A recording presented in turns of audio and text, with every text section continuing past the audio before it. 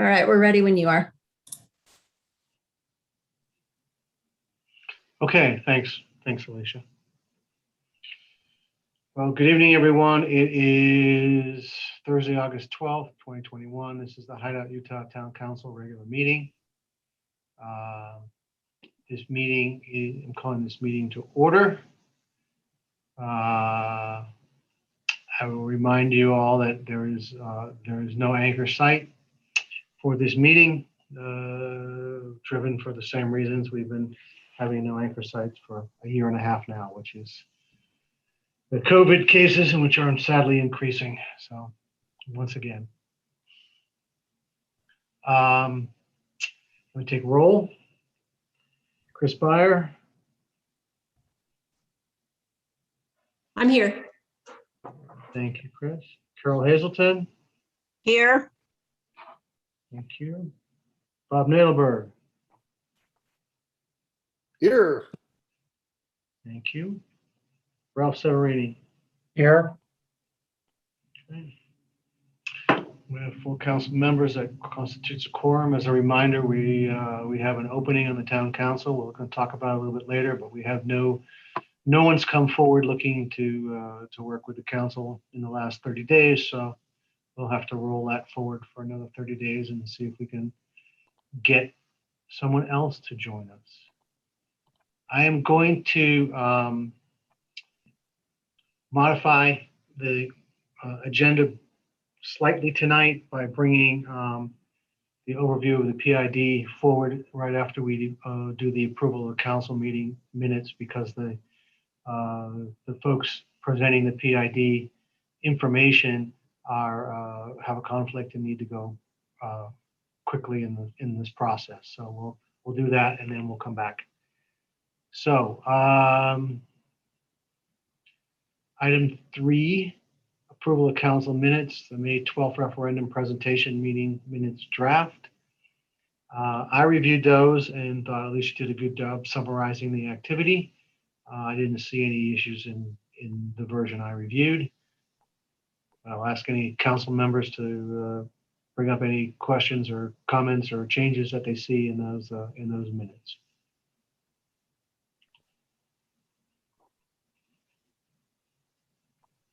If any. I didn't have any, Mayor. Thank I you, have none. Commissioners. Thank you, Carol. Nothing here. Thank you, Ralph.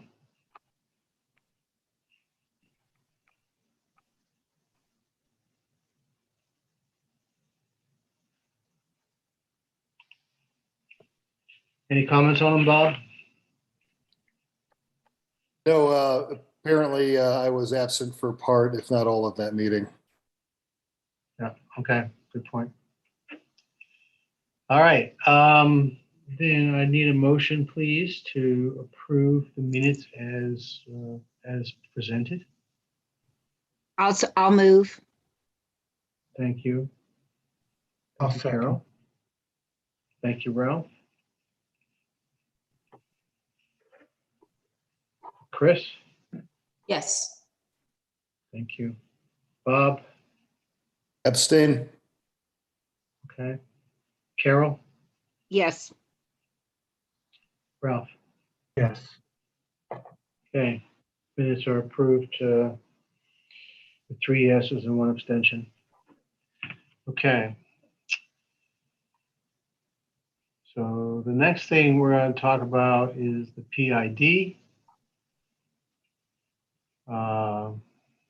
Public Infrastructure District. Jan, do you want to introduce Jan? Yeah, you want to introduce our speaker tonight? And Sure. Randy is an expert in the topic of public infrastructure districts, and this is a new development tool the town is getting involved in, ways to productively solve commercial development within the town, and this is a very pertinent topic, and I will let Randy take it from here. I think it's important to get the council up to speed on this tool, and it could benefit us greatly by just understanding this tool in particular as it is in its new form. Sounds So yeah, good. sorry, Randy, hang on one sec. You're So fine. guys, this is a potential tool for us as we consider, as we look at the potential for particularly commercial in the town of Hideout, as a way to encourage or support the development of commercial particularly. So with that, we'll turn it over to Randy. Thanks, Mayor. Approximately timing that you might be considering allocating. I just want to be careful to give you questions, and this presentation app can be modified extensively. So feel free to tell me what, at least, Mayor, you might have been angling for in your mind, and we can go past at your discretion, but I'll make sure I'm done by then at least. I'm figuring 10, 15 minutes, Randy. Okay. High Sounds level good. overview, just so Yep. that the council gets some sense of what this new legislation does for us. Sounds good. And then I noticed that the presentation is up. Can Yep. someone man that, or is that something I should change Yep. to share screen? No, I'll man it. You just tell me where you want me to go. All right, if you just go to the next slide, we'll probably spend most of our time on this next slide. So Let me get it a little bit smaller so everybody can see it. There we go. there you go. Again, my name's Randy Larson. I'm with the law firm of Gilmore and Bell. We are solely a public and project finance firm. We have offices throughout the country. We're in the Salt Lake City office. There are approximately 20 of us, not all lawyers, but that's the size of our firm in Utah, and do public finance projects, of course, across the state. The expertise in PIDs comes from, we worked with several stakeholders to create an additional economic development tool known as PIDs.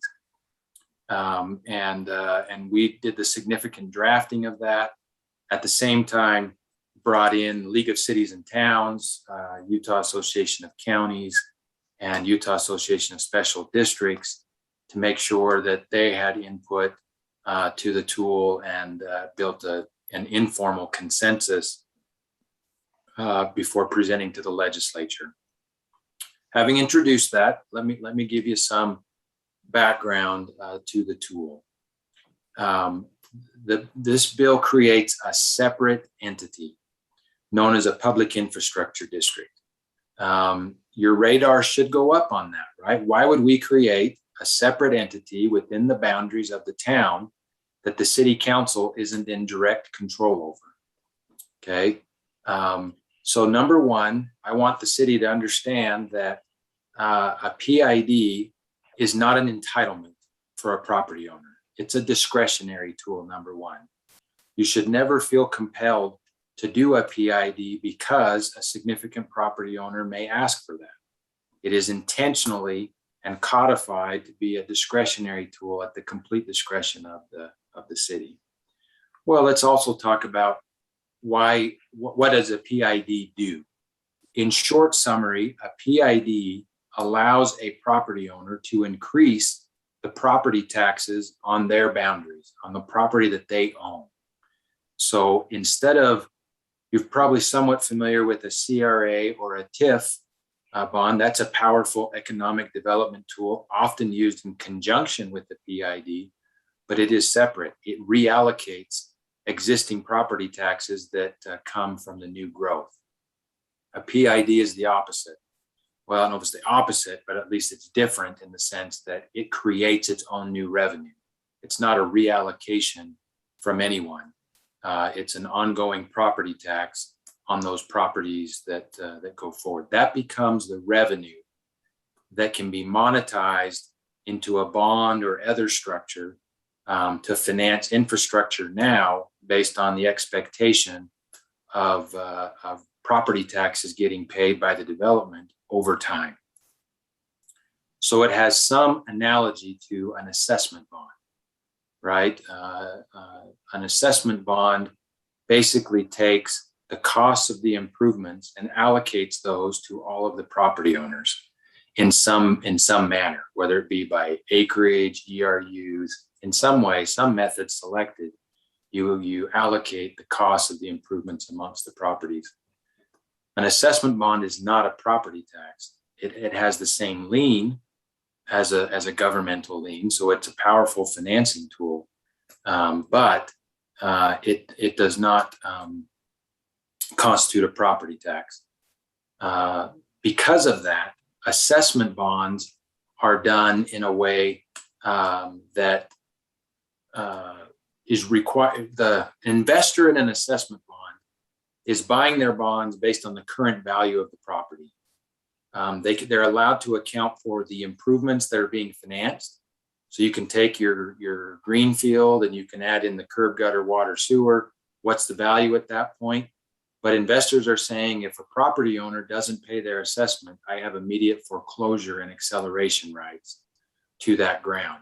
And so investors are strongly focused upon the appraised value at the time.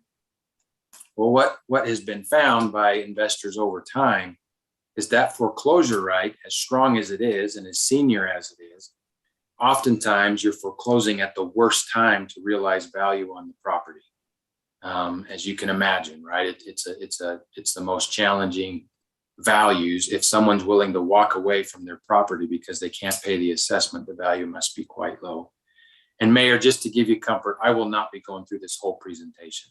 So Just tell me where you like to, which ones you want to put up. Yeah, you're just fine. And so an assessment bond has an immediate acceleration of foreclosure right when property values may be at their most distressed or at the lowest point. So this is a tool that's related to an assessment bond, but different. Investors in PIDs are considering the likelihood of development. They don't want to look at the development plan. They want to know the entitlement, the equity of the developer. They want to know absorption rates, what's the end use of the product, what's the likelihood of it being sold and going into active use. So they really dig into the development plans, because here's what an investor in a PID bond buys. They buy the right to the property tax, whatever limitation is put on that, over a period of time. And the time can be longer than assessment bonds. It can only be as long as the city authorized, but maximum amount in law is 40 years. In practice, you rarely go beyond 30 years, and there may be reasons, depending on the improvements you're financing, to even go shorter. For example, road or something else.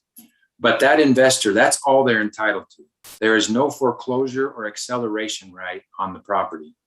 And as you know, under Utah law, you have to be delinquent for 5 years before there's any foreclosure rights. A PID would not be exempt from that restriction. You'd have to have not paid your property taxes for 5 years, and the amount that the sheriff's sale would only be equal to the unpaid property taxes plus any penalties, not an acceleration. So it's not as powerful of a foreclosure tool. And what it requires investors to do is to be patient when things get distressed. In other words, there's no immediate acceleration in foreclosure, but they are entitled to the runway of the property tax over time. And that's how a PID bond works. There is no default. If the property taxes are charged for whatever period the city agrees to, and the PID issues bonds in accordance therewith, there's no default. There's no loss of property. There's no remedy or catch up. Once you hit the end of the property tax, the bonds are defeased, and whatever amounts they have received at that point is what they are entitled to. And I hope you guys are, I'm kind of droning, I apologize, but you are welcome to interrupt me at any time. But I wanted to kind of give you an idea of at least what the PID structure is before I get into how does the city control or get comfortable with even the possibility of a PID within its boundaries. Before I do, are there any questions about how a PID bond works? Hey, Randy, this is Chris Byer. Welcome. Thank you. We've got an independent district called Hideout District Number 1 right now. I'm going to be curious to compare and contrast this to that so that I have a little bit more grounding on what PID is. Yeah. Let me give you a quick comparison. That kind of is a good segue into the next spot. What might make you comfortable as a council? Again, recognizing it's a discretionary tool, no mandate, no entitlement. A PID is solely a capital financing tool. Okay, so the sole purpose of the PID is to authorize a certain boundary of properties, bind them or allow them to bind themselves to a higher property tax over the period of time. The city gets to control how long, the mill rate, what the taxes can or bond proceeds can be used for. I mean, I'd go over time if I told you all the parameters of the sandbox that the city can put around the PID creation. But even by statute, even if you said PID, you can do whatever you can do under the law. The PID has no land use planning, no permitting, no building permit, no operations and maintenance capabilities, no ability to own the public infrastructure. They're not going to, okay, we're financing this part of the road or this trunk portion of a trunk line for sewer or water, and we own it. By statute, that belongs to the governmental entity that in the normal course of business would own it. And so you don't have to worry about the PID stranding infrastructure or things like that. So a PID's sole purpose is to be another source of financing. It's an extremely limited purpose as compared to the improvement district that was created, which is a similar entity, but has its own governing body, has its own access to O&M, provides water and sewer services, gets to charge their own rates against that, has sign-off approval, right? Has to plats and things like that. A PID has nothing like that. It's a sole purpose entity to create a capital financing tool. And the city gets to set the sandbox. So at the end of the day, I'm cheating a little bit, but at the end of the day, the city should create a sandbox around this PID that it wouldn't matter to the city who was in control of it, if that makes sense. You want to be comfortable that it can only do this much in bonds, it can only charge this much in property tax, it can only finance these types of things, et cetera, et cetera. So you want somebody on your side of the city to help represent you in creating that sandbox. And you really should view it that upon creation of the PID, it hardly matters to us who the governing board is, because effectively the only discretion left to the board once the PID is created is typically a refunding call. In other words, when do we have call provisions on the bond and sufficient property taxes that we can refund those in order to save on the taxes for the district. But discretionarily, that's really the only thing that's left to the PID to do. So that actually is a very good question and may be helpful in answering that question. Any other questions about that? Who's using this, Randy? Hey, this is Ralph speaking. Yeah.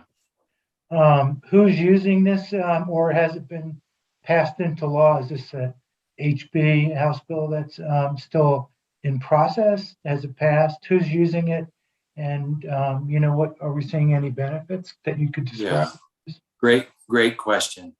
The bill has been passed. It passed 2019 session is when it passed, and it's had one revision. It's been moved out of the Local District Act and into its own statute. It still borrows from the same powers of a local district, The benefit to that, I should note, is that by being a separate entity, the debts of the PID are not the debts of the city. They're not even something you would report on your balance sheet or other components. So they avoid any blending or connection even from your balance sheet to the bonds, even though they're a limited obligation. The PID has been used, and multiple entities have been using it. The first deal that was done was probably the most slam dunk PID deal you could think of. It was in Provo. They were in support of a medical school on their golf course and landfill. So you had one property owner, a commercial entity, right, looking to finance infrastructure. And they were intending to pay this increased property tax over the life of the project. So Provo was thrilled to support that. The developer was thrilled to put this property tax burden on themselves because the cost of financing was so much lower than what they could obtain, in large part because of the tax exempt interest rate that's applicable. Only a city or a governmental entity can issue tax exempt bonds, which saves you about a third on your interest rate, all else equal. And so that financing was completed. My brain's gonna say it's wrong. It all blurs to me, but over a year ago, those bonds were issued. That school actually had a ribbon cutting ceremony and just admitted its first students. That's a slam dunk PI. I mean, I shouldn't say slam dunk. It's still discretion to the city council, but here's what made it easier. One of the most significant reasons it was easier is you had one property owner, nonetheless a commercial property owner, right, that was willing to say, I'm in this for the long haul. I'm the one that's going to be paying that property tax over time, and therefore I'm thrilled to do that. Okay.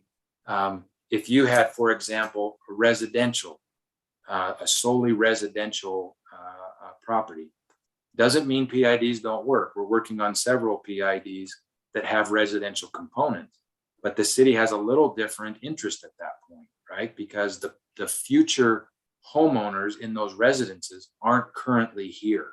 They're not at the table when you issue the bonds. So should that be the case, you're going to highly focus on disclosure, making sure that it's in real estate purchase. I mean, there's a host of policy considerations we would guide you through to ensure that future property owners buying within the boundaries of the PID are aware of, at the time they make their buying decision, of this maximum property tax. Not something that says, hey, we think it will be here. You should just put them on notice. Here's the very maximum that could be charged on your property. And so that would be, if I were creating a continuum, many projects fall somewhere in between, but the medical school was one of the easier ones policy-wise, whereas a strictly residential, especially single-family, affordable housing kinds of things, may be the one that you have the most policy concerns to work through before authorizing it. Again, at your discretion. Yeah, it So let sounds me like jump it's, in with a question. Sorry, Ralph. Let me jump in with a question here. But you say it's going to be the max property tax rate, but really it's the max property tax rate by the PID portion, but the other normal property tax rates can move over time and they would still be accountable for those as well, right? Oh, yeah. PIDs on top of the standard tax tables. Right? Absolutely. It will show up as a separate line item, just like you have one for the school Right on, district, yeah. mosquito abatement. Yeah. It's going to be a line item on the county's property bill. But by state law, a PID has to limit that. That's why we call it limited tax revenue bonds. They have to say this is the maximum percentage of taxes that can be allocated or raised from your property. Meaning that, so long as the property has a lower value, there's very little tax burden on it. But once it becomes improved or vertical infrastructure comes onto it, then you want to advise that potential user, here's the max amount of property tax based on your taxable value that could be charged. And that's in play. I mean, we have projects in place with Mida, Mayflower. We've Yep. had a couple of those. We have another one in place. Black Desert is a resort property in Ivans. My brain's getting tired, but we have about 30 projects in various progress points to bonds, and there have been 4 sets of bonds done to date on PIDs. If you were to ask me a year from now, I would expect us to say that there's 40 or 50. Now you might say, well, this still doesn't sound like a lot. Probably the best comparison may be your neighboring states who have this tool, right? Texas has a form of this rule. California has a close form of this tool. Colorado has a close form of this tool. Utah's is frankly more conservative than all of those states. It doesn't have O&M. It has a finite period of time. The district dissolves once the bonds are paid. So it's not as robust of a tool as some other states have elected to use, but that makes sense. It's new to Utah, and we're a tax adverse kind of a state. So you probably would expect that, but it's extraordinarily common in all of those states, to the tunes of billions of dollars every year being financed to help improvements come. Why would it be a benefit? I'll just hit a couple of highlights. It would allow you to put in particular projects now on a greater scale, potentially at a cheaper cost than if you tried to pay over time. It also allows the developer of property to lock in costs over a greater amount. That's not always a benefit, but it certainly is right now, to try and lock in their costs and a contractor over a greater perspective, knowing that they're financing it over time. There oftentimes in your development agreements will be some conflict over what's the size of the sewer pipe, what are the road improvements that are required, what are the park infrastructures that we want, what are the trails and other components. And as you go towards entitlement, as your development agreements, those can become sticking points. Well, this is a benefit to a developer. It's a lower cost of finance and reduces their risk profile on the product or project. Of course, they leverage that by doing something probably a little bit larger, but nonetheless, it has a benefit to the developer, which may leave room for this to help soften some of those conflicts. In return for a PID financing, for example, we may have some regional infrastructure needs, better roads, better water tank, a larger pipe, whatever it may be. You're more familiar with those than I would be, but you bump into those as you're negotiating development agreements. This can help be a win-win for both sides. Again, remember, it's discretionary, not a requirement or an entitlement to a developer. But we see that being used in really strong ways. Even cities that first said, boy, I'm not in favor of this. Now they're coming back to it and saying, boy, we realize we want certain components of this development. Or we want some infrastructure needs that we have, and the PID helps to soften the capital available to finance those things. I know I'm over time, Mayor, already from what you were anticipating. You're doing fine. We're getting close. All right. Let me describe how a PID can be leveraged. If you were to do an assessment bond, I would gently recommend that you create a PID just to get it off your books. The city can do an assessment bond on its own, but you might as well do a PID so that it would not be on the city's books. So just to know, PIDs don't have to do just limited property tax bonds, which is what I've been describing. They can also do special assessment bonds.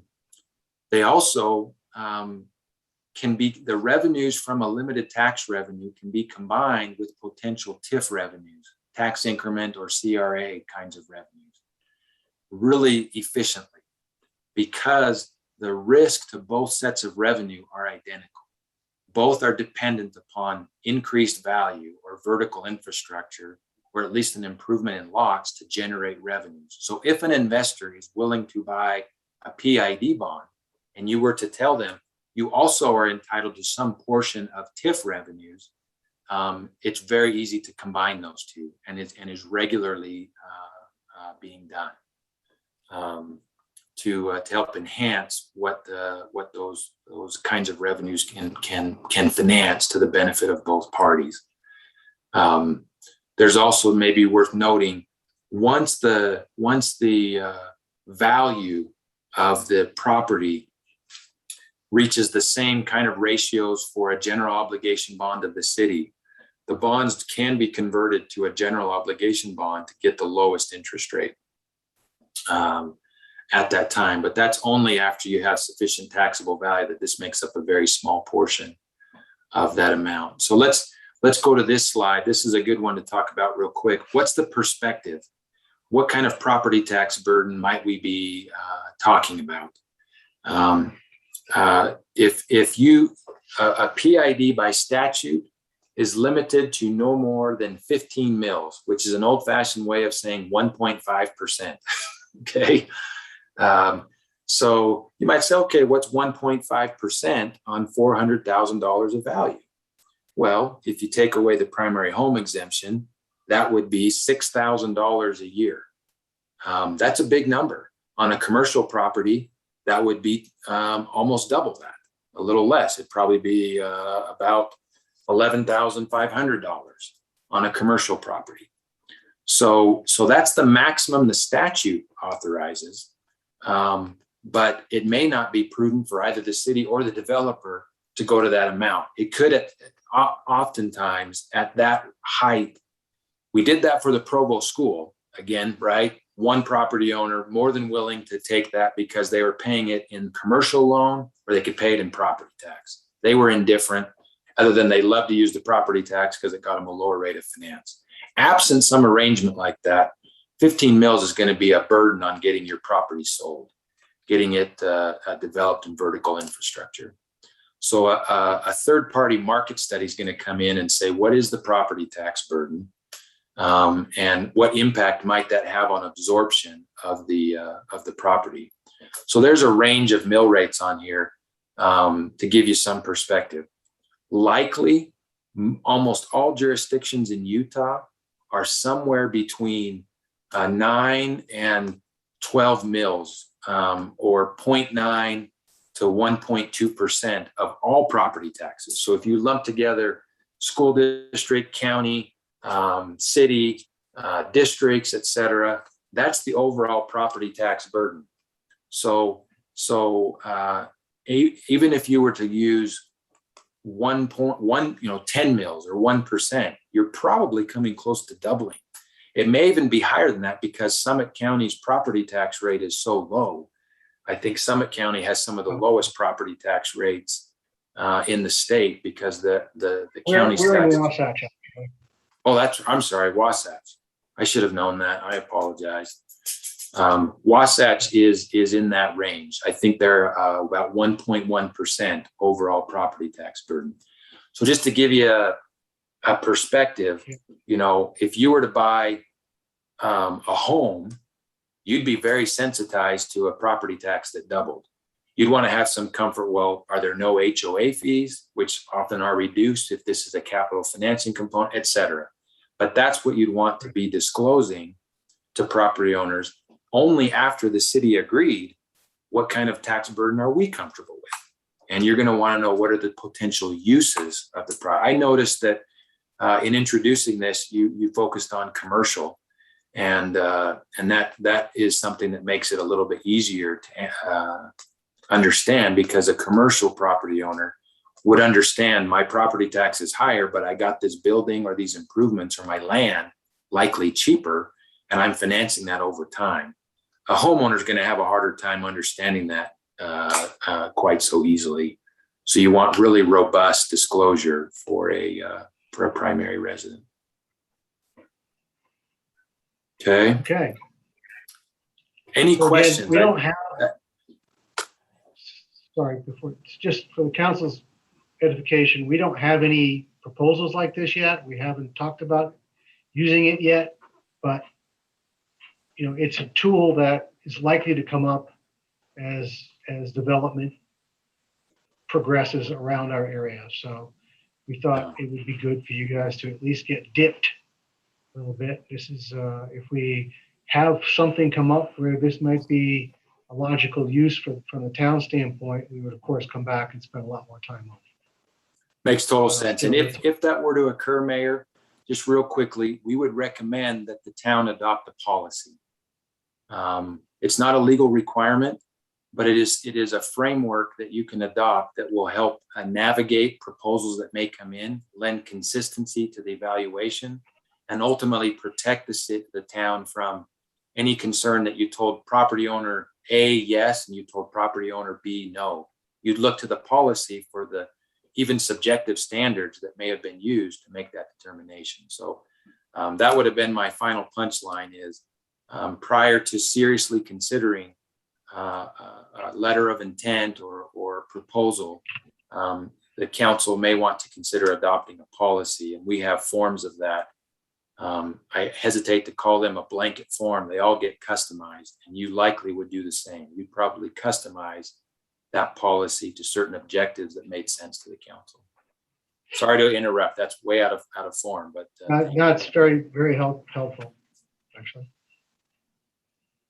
No, it's, as you say, for particularly for commercial guys who see value in it, we may be approached by somebody saying, I'd like to do this as a way to, move my project forward. And it'd be good that we have done some work on policy before we start evaluating the pros and cons of that proposal. Right.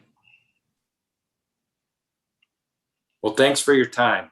I will always be available at any time. There's no charge for this. Big part of this is education. It helps us as well as helps you. So anytime we can be helpful, just let us know. Thank you very much. Any questions from the council? Any last questions before we move on? Yeah, Phil, I have one. It's Bob Nadelberg. Sure. Hey, thanks, Randy. I appreciate this. You mentioned that this was done over in Colorado. If I recall, a few years ago, I think there was a scandal with this in Colorado in that some residents had moved into areas with their version of the PID, and either it wasn't fully disclosed to the new residents or they just overlooked it prior to purchasing their homes. And the development during an economic downturn essentially went bust, and the residents of the area were left holding the bag, and taxes subsequently went up, and some of the residents were actually taxed out of their home. Is this something similar, and could this be a potential pitfall that we would need to worry about? No, it is something you should be sent. I mean, I appreciate you raising that. I've got a short answer, and then you can ask questions on that. One of the differences between Colorado and Utah, I'm fully aware of those Denver Post articles on metro districts. One of the differences is in Colorado, you have the ability to charge O&M. In other words, PIDs or metro districts in Colorado also provide services like a water or like a city might do that. And so when you didn't have as many homeowners come into an area, there was a baseline of operation and maintenance costs that had to be allocated to this property tax. And therefore, that property tax was one of the biggest reasons that rate accelerated so much over there. That's not even a possibility under Utah law. O&M could not be that burden. Another big piece that drove that is the original financing and the possibility of developers buying their own bonds at a high rate that can't be refinanced over time. And I won't bore you with all the details of that, but my short answer is those things would not occur under my watch. Partially, you're protected by the statute that I helped draft in Utah to eliminate that component, but we'd also be looking out from the city and those future homeowners that they understood the maximum amount was X. It wouldn't be a note that would say we expect property taxes to be Y, but there's a maximum amount of X. Property owners would know before they bought a home, it's a maximum amount of X.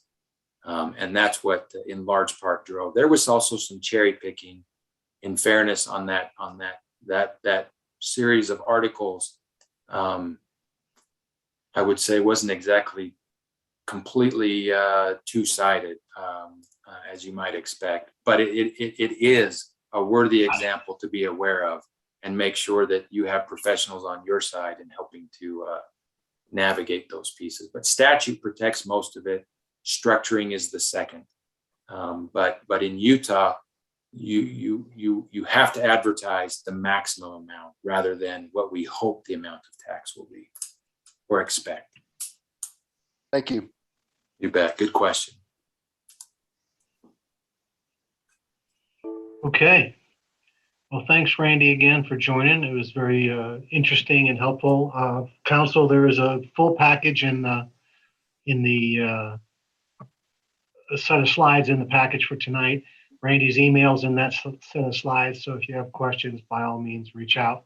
He's already said he's available to answer. So, and we'll just keep it as a tool in the quiver as we move forward with some of the activities that are going on in the town. Sounds great. Thanks for your time. Appreciate it. Night. All right, back to the agenda, which I hope you're seeing. The next item is a public hearing. This is a hearing to amend the Annexation Master Development Agreement for the Silver Meadows annexation to revise several deadlines in light of the district court rulings finding the annexation is invalid and appeal thereof. So, as you guys may remember, we created an AMDA that had some due dates that start in August of this year. Those due dates, recognizing that we are in court, that there's activity going on in the court, that it's going to run for some time, we found a need to rephrase the due dates to be more appropriate and in alignment with the activity that's going on. So there is a draft of the amendment here. It went to the Planning Commission earlier this week, and they passed it on through us.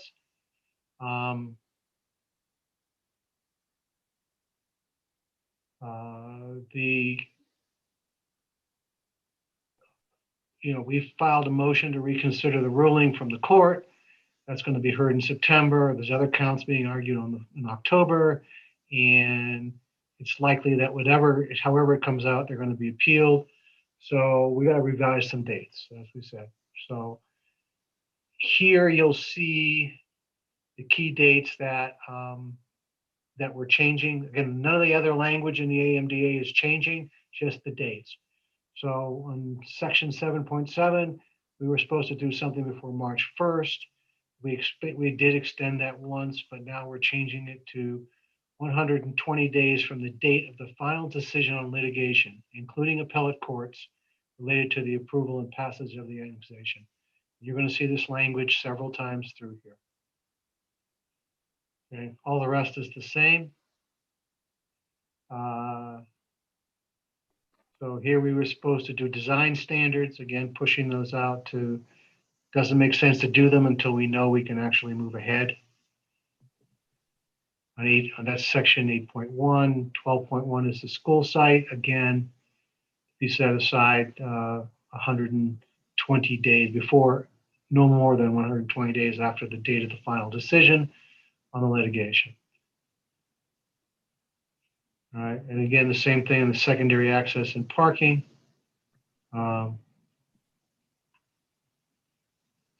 all other, and then this AMDA shall not take effect until the results of referendum, if any, are certified, and the litigation related to the passage and adoption of the annexation is resolved. That's new phrasing there, because we can't do anything until we're cleared by the courts. All other terms remain in effect. So that's the purpose of the change. Polly and Bruce worked on this, so any questions you have, let's hear them. Otherwise, we can make a decision about moving it forward.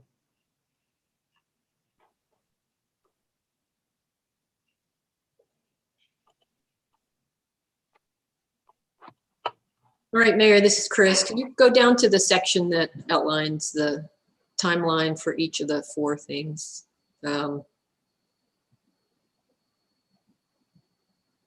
So just out of curiosity, how was 120 days determined? Maybe Polly can answer that.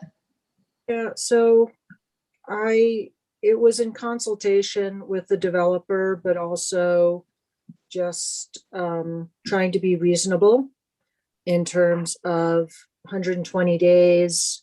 You know, we'll find out that the case is done. It gives everyone time to recoup and get their feet on the ground and move forward. So it seemed like 120 days was reasonable. And I looked at what the dates were before, and, you know, this had been passed in October, and we were talking about March 1st. So that was a longer time period.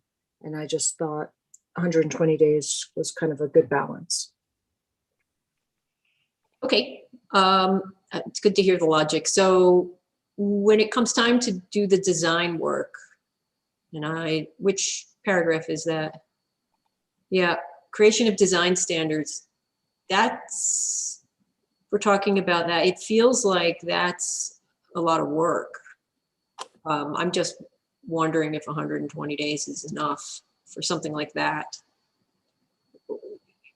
You know, whereas filing, that just seems like more work, this 8.1 section. Did you guys talk about that at all in your negotiations about? No, I mean, I thought- originally, oh, go ahead. Yeah. Sorry, I mean, we did, Paul, I don't know if you were in part of that or not, but I mean, at some point, we're going to start to have a sense of how we're going. And if we think that things are looking up, we probably would begin some pre-planning. We're still quite a bit of time out from that date, so I'm not, you know, I don't know, Chris. I mean, if we need more than 120 days, we can make the change again, but Hopefully. at least we're, I mean, you've got this council Right. now. So, well, we're at least hopeful that, you know, that this is, it certainly doesn't make sense to do it before we have a ruling from the court that we feel is final. And then if we think we need more time, we'll create more time. I'm just, the 8.1 section doesn't feel, 120 days feels really quick for the work that I see outlined in that paragraph.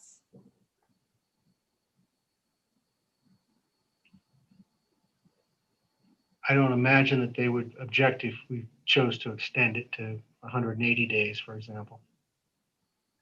Yeah, I mean, we can always mutually agree to extend it. And of course, if you want to amend this, we can. But before they were planning on 5 months. So here we're saying 4 months, actually less than 5 months, 4.5 months. So here we said 120 days. And if it's not enough, we can mutually agree to extend it, see where we're at. Okay.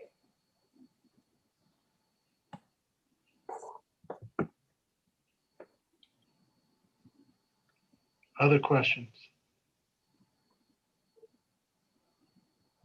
Can you go to the secondary Okay, access? so this, Sorry, I don't know if I'm still at the floor. go ahead. Okay, so I see that if the State Road 248 connection and parking along Richardson Flat Road are not resolved, then this agreement may be terminated at the town's discretion. So that includes the 248 connection that is on that property that's actually not part of the annexation. That's correct.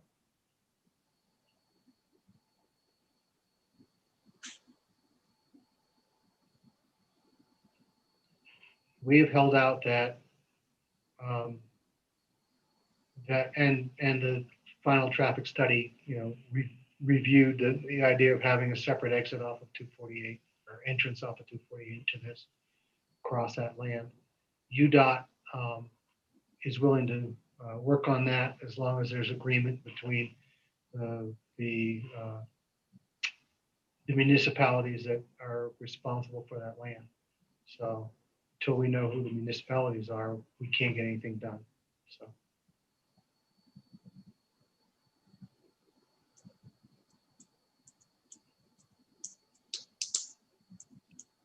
Hence the extension.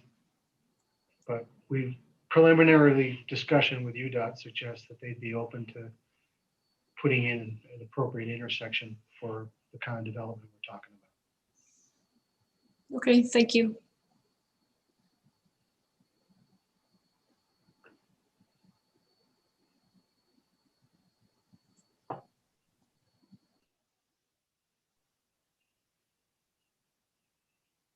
Okay, so this is a public hearing, so I'm going to open it for public input if there's any input on this particular topic.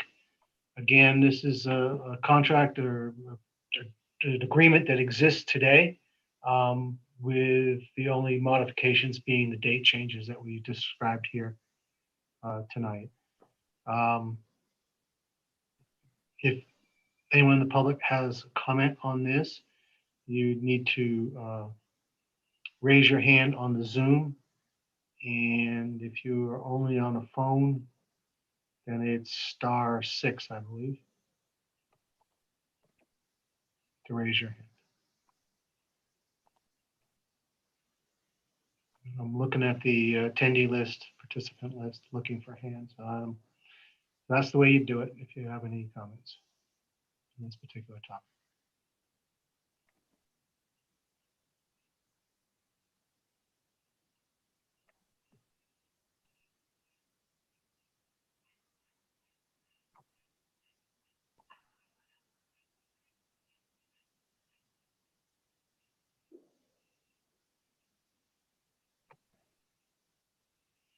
I don't see any hands, so I'm going to close public input.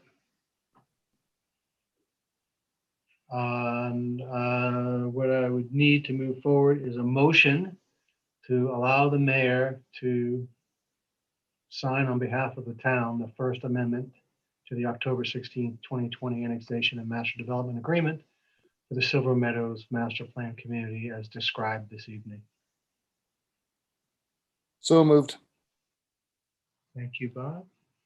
I'll second. This is Chris. Thank you, Chris. Ralph, how do you vote? Yes. Carol? Yes. Thank you. Chris? Yes. Bob? Yes. Thank you.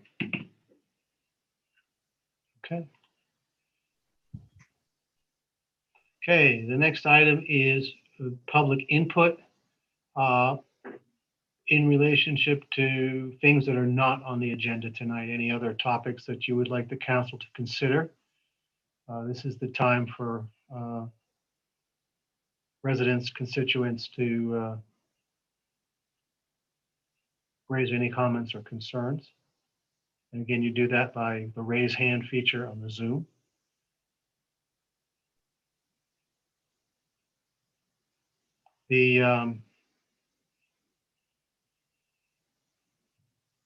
I will mention that there have been a fair number of emails by a number of residents concerned about the construction activities, the dust, the noise, hours of work, the speed of the traffic, et cetera.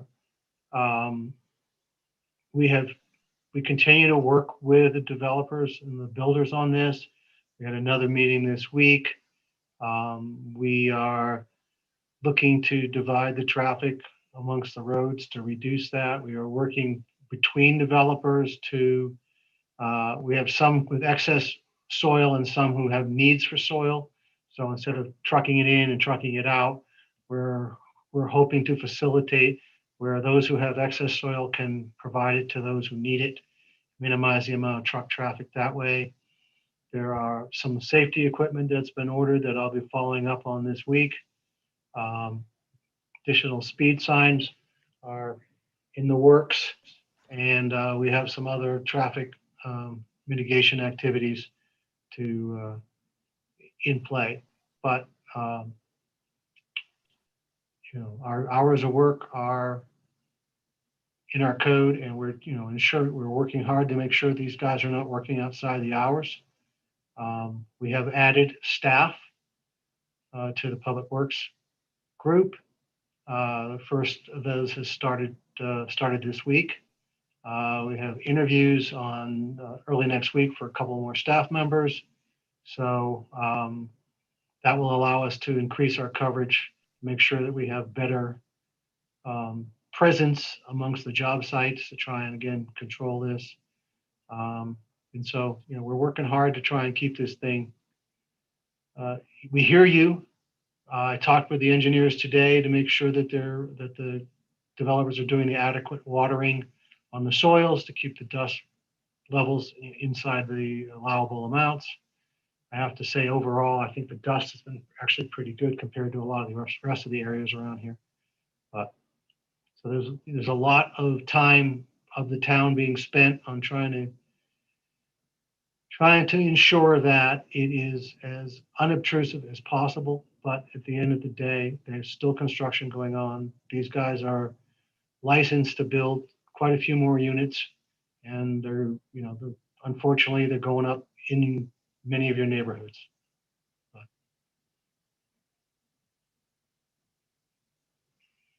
But Mayor, on that topic, while you're waiting for hands to go up, I know we had a community cleanup day a while back, and a number of community members and actually people outside of Hideout participated.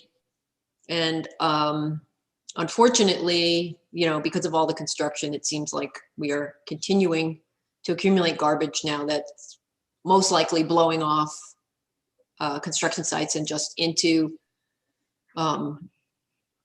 either open space or empty lots or, the side of the road. Do we have any ability to get better control over that?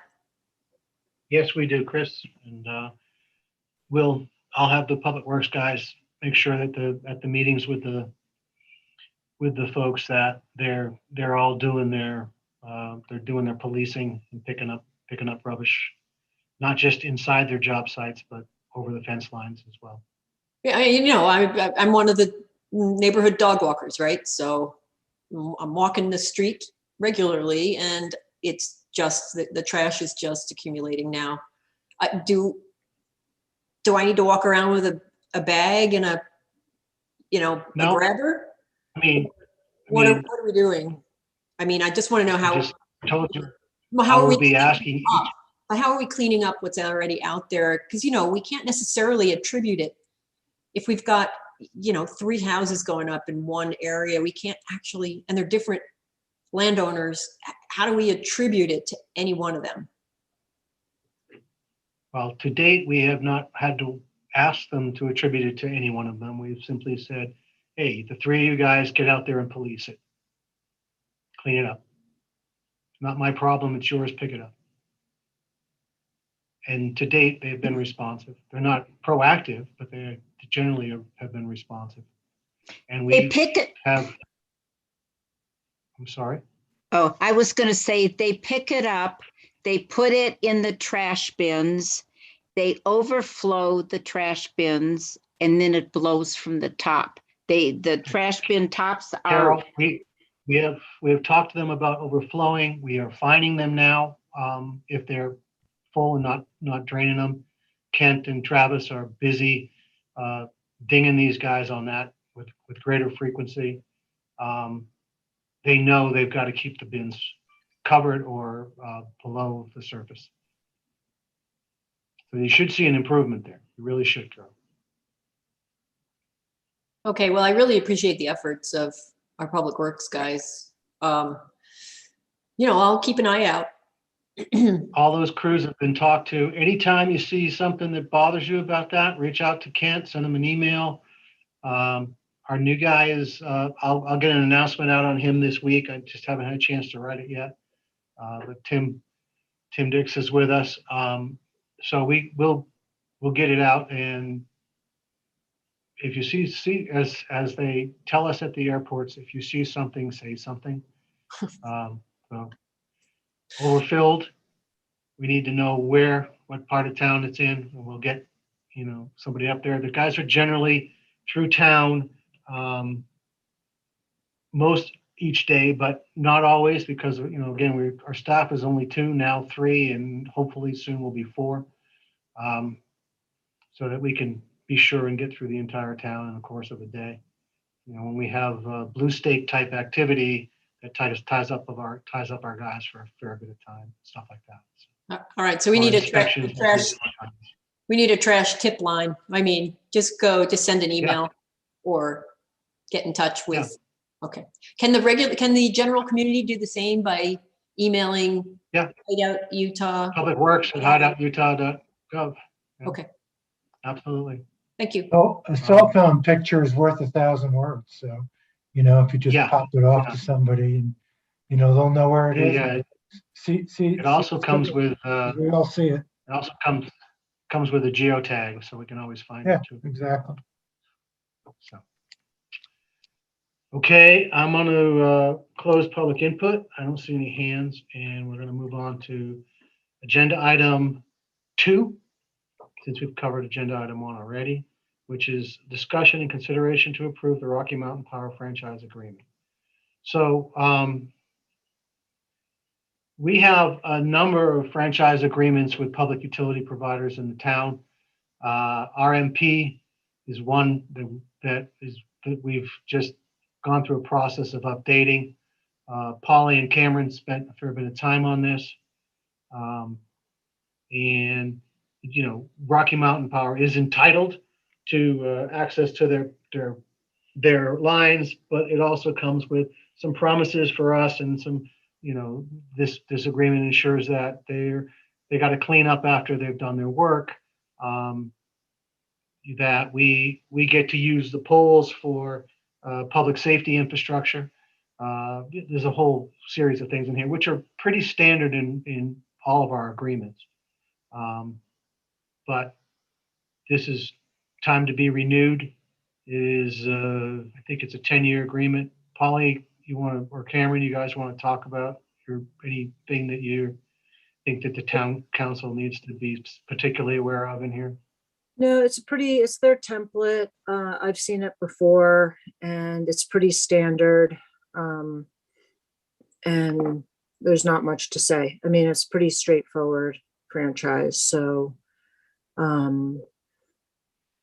we had one before, it was mostly the same. There were just a few little updates that were non-substantial. So it's my recommendation that you enter into it, since we do need a franchise agreement. Hey, Polly, this is Chris. Can you point out in here, and one of the things that I think some of the other towns people and council members are concerned about are above ground power lines and, the need to bury power lines. Can you point us and explain how that's addressed in this agreement? Yeah, let me find. Definitely. It's in here. I saw it when I read it. Yeah, they're not obligated to put it underground, or they will put it underground, but it has to be paid for. So let me.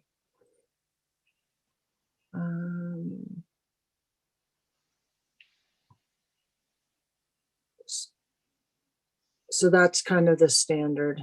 And And that's standard everywhere. Obviously, it's very expensive for them to put it underground, so. I'm sorry, it's gonna, yeah. Here we go. No, I'm There it is. asking about a specific situation we have now, and that's above ground power lines Yeah, between Lakeview Estates and Shoreline. And does this agreement open the door or enable, if they're paid for, if those if those lines are paid for to go underground, does this allow that? yeah, it always allows, it does, I think it was 9.6, Mayor. I think it was too. Somewhere. So, oh, maybe not. 9.5, I think. Right. So, exactly. Here they So are, the- 9.5. Yeah. That's a land use thing. If we want to require everything be underground, we need to do that in our land use code, but they're not going to pay for that. They'll pay, they'll work that out. I was under the impression that Ryan had been working on changing the language in that so that it doesn't happen again. In the land use code, I don't know where that is in the process. But basically, other than transmission lines, distribution lines can be buried, transmission lines much harder to bury. Mhm. So I think, are we expecting more? Wait, which one is which? Which ones are the big, tall ones? Are they distribution lines? Those are transmission lines. Okay. So are we expecting more transmission lines to come through Hideout that, in a path that don't already have them? I don't know what the plans are for, and Ryan would be the right one to ask that to. Okay. But Well, I don't know whether or not there's enough high voltage service that they can then come in off of transformers to serve, for example, Lakeview, without the addition of more lines. I don't know. So, where I'm going with is, I think I probably speak for everyone, we don't want overhead power lines if there is any possible way to avoid that. Besides being ugly, they are also, in my opinion, can be a source of fires if something happens with the lines. Yep. And they ignite some dry brush. Look at California. Yep. So I would like just to make sure we've got whatever language is necessary to ensure that, we can, even if, somebody has to pay for it, I get that, but we can set ourselves up for success as a town and a small city to be able to require that new lines are buried. I'll check with Ryan to see where that is. We can't put that in here. They're covered in here, and we can insist that they do it, but that we have to pay. That's what it says in here. But we would then need to modify our code, which we can do. Okay. If it isn't already. But the people who are granted under the prior code, those have to be negotiated. I thought Ryan was going to give us kind of a readout, if I remember correctly. I can't remember. It was here or the planning board. He was Ralph, and I have to find out where that is. Yeah, that makes sense. That might be something to revisit outside of this document. So I will chase him on that. Again, with Tim's addition, we should be able to get some of this work moving forward without having to tie up TO for all this, which is good.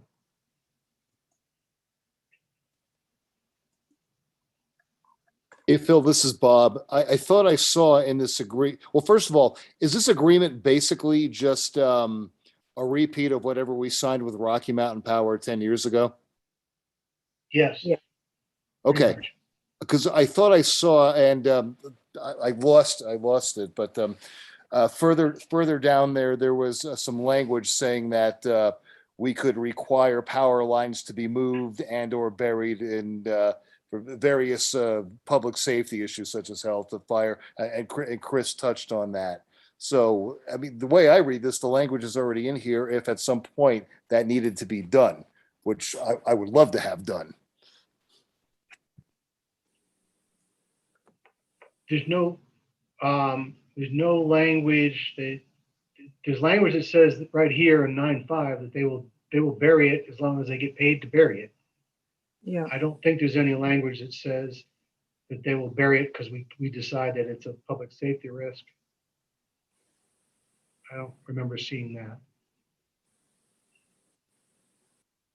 And that didn't change. I mean, I did a comparison from the old code, from the old franchise agreement to this one. And I mean, I did it a while ago, but there was nothing that really jumped out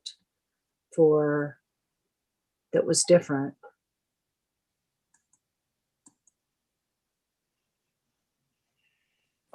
So this section here, Bob. So the town reserves the right to require Rocky Mountain Power to relocate its electrical facilities within public ways in the interest of public convenience, necessity, health, safety, or welfare at no cost to the town. Yeah, that's what I was referring to. Yeah.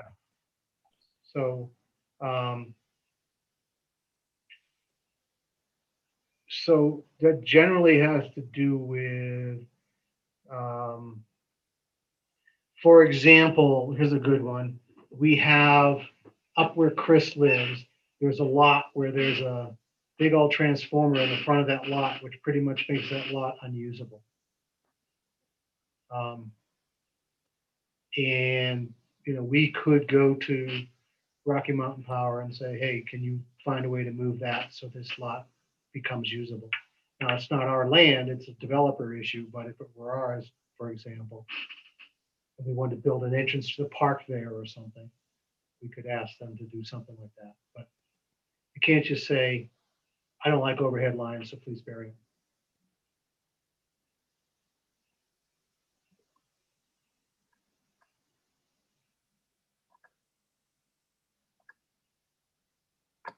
I don't know if that answers your question, Bob, or not, but.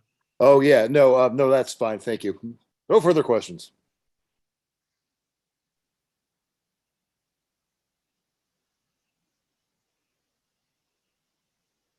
So here they, you know, anything, they're not obligated to pay for any relocation is required or made as a condition of private development. Again, it's not that they're not willing to do it, but it shouldn't come out of their pocket.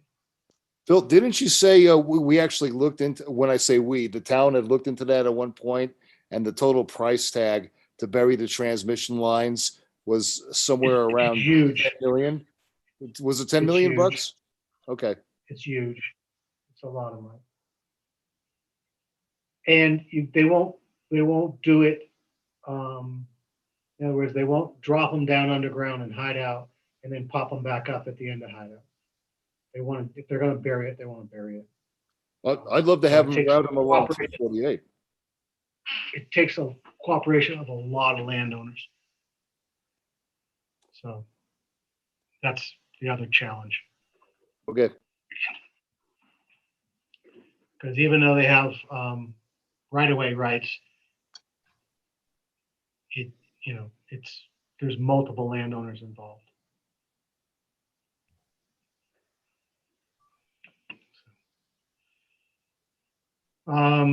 Okay, other questions?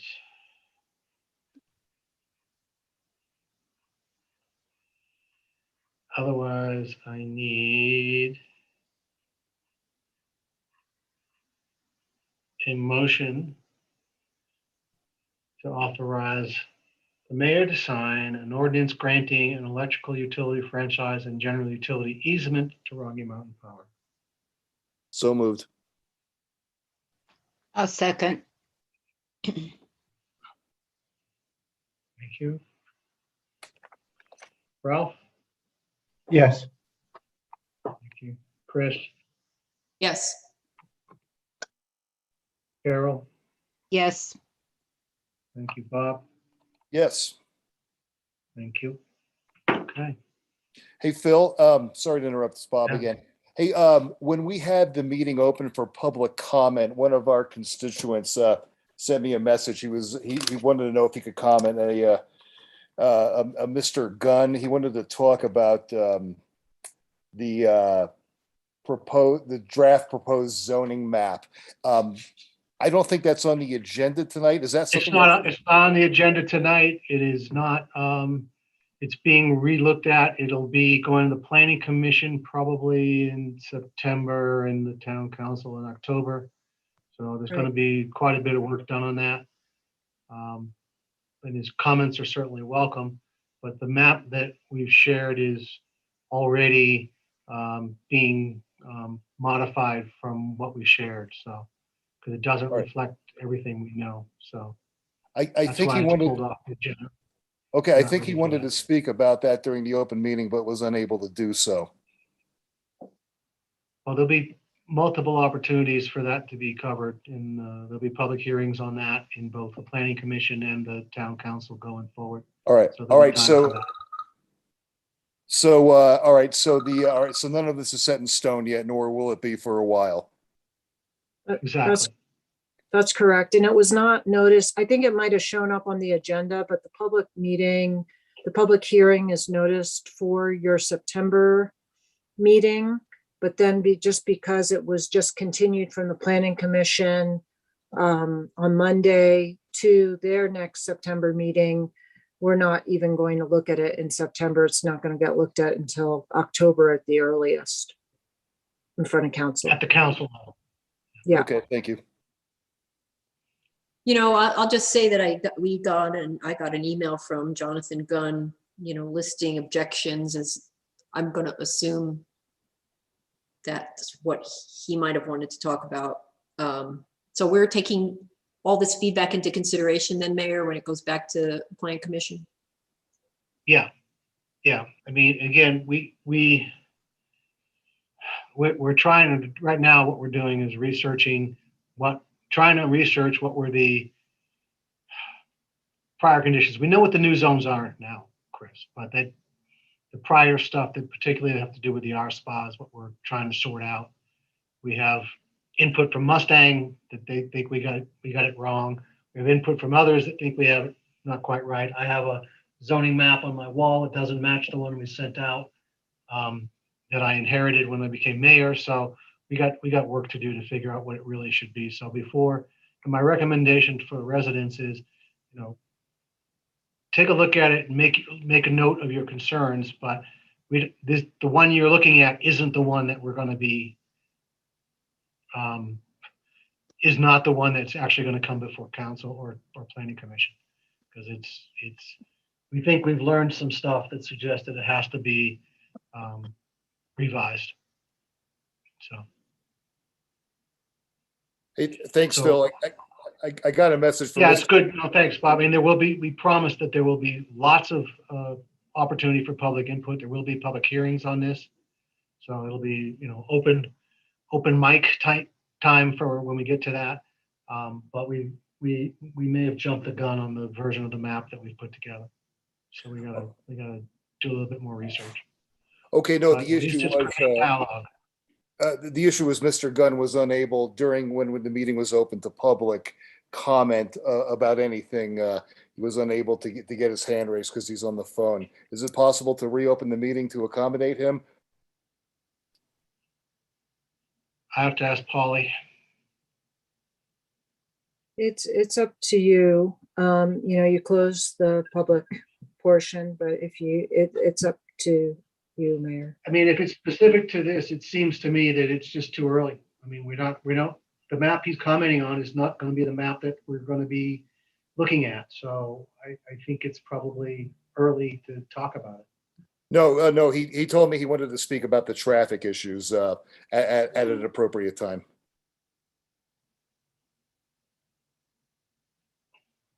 Council, how do you feel? Open it back up? I mean, I don't want to stop residents from talking, but we had a period for that. Yeah, he had some technical difficulties, I think. To be fair, I don't think we told people on the phone how to unmute. I think did say quite clearly.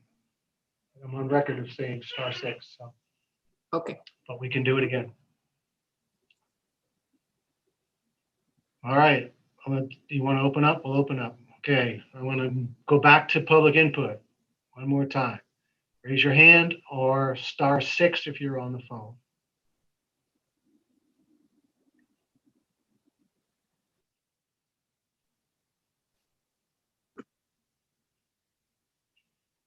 If it helps, Phil, he's the guy with the 217 area code.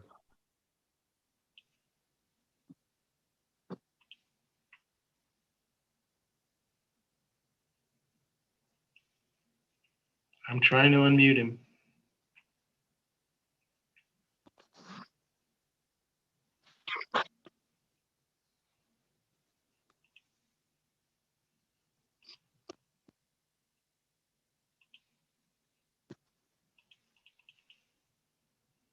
I don't seem to be able to unmute him.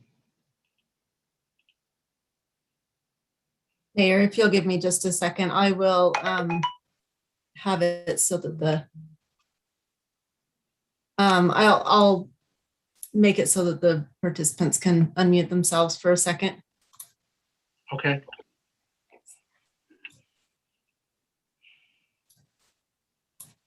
And hopefully he should be able to do the *6 now. Okay. Mr. Gunn, try that again if you would.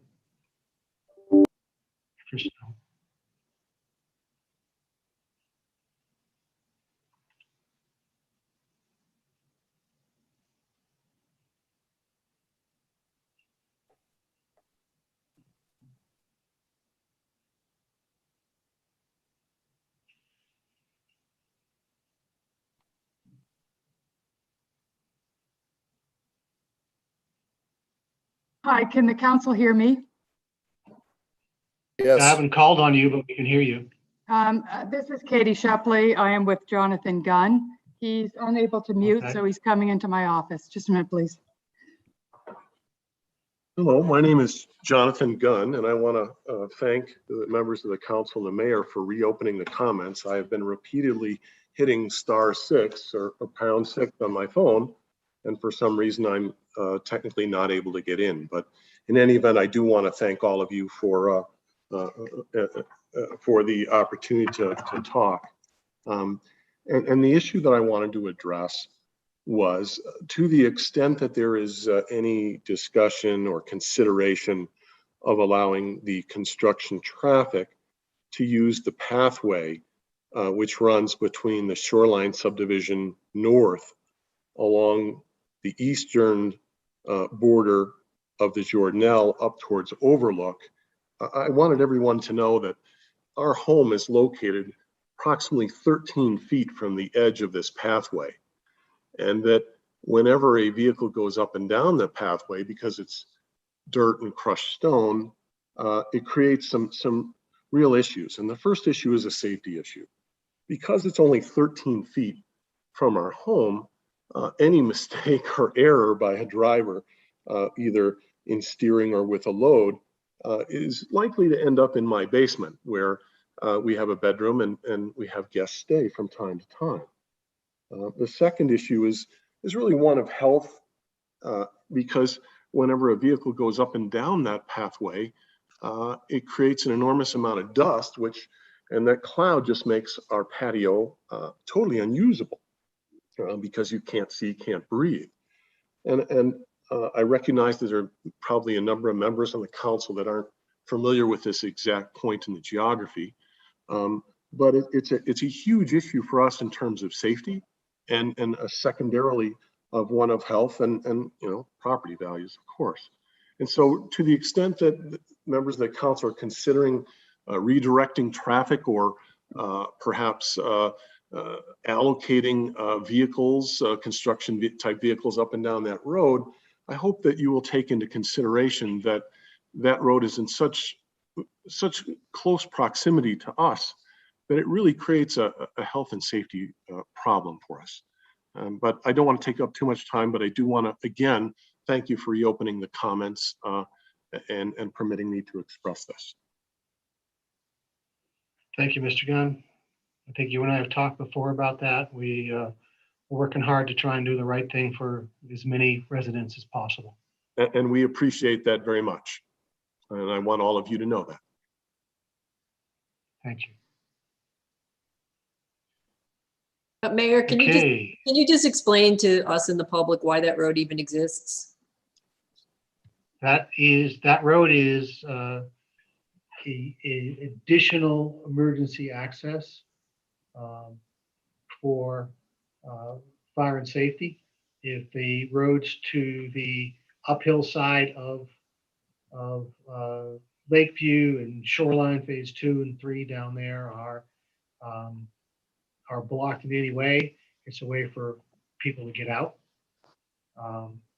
It also is, it's intended to be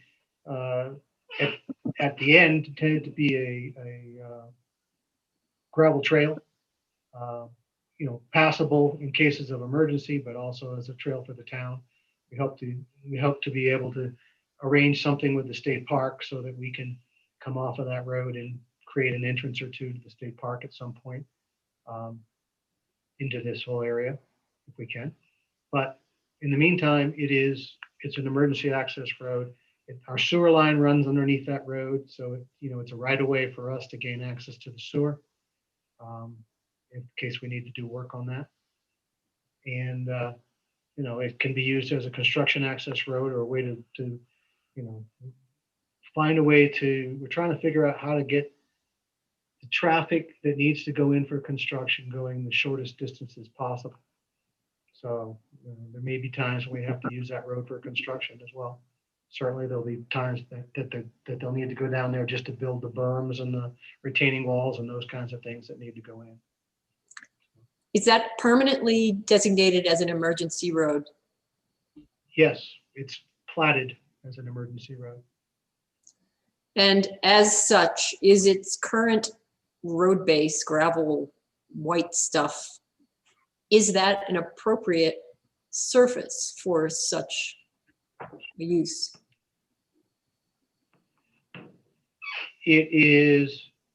Will have a different level of finish at the end of all the project work, but it's been deemed by engineering to be acceptable at the moment, because we're going to be digging that road up within the next 6 months or so to do sewer line work, for example. So I don't want to finish it and then rip out, all the finish work. So, at the end of the project work, we'll get a different, less dusty, more robust type finish on it. But in the meantime, it's functional. Well, when we get Lakeview Estates, when they're, let's say, done with their initial grading and they're starting to actually do construction and they put a paved road in that connects to Shoreline, is that road that we're talking about going to be necessary as, as an emergency access road? For the fire department, yes. It was a condition of their approvals.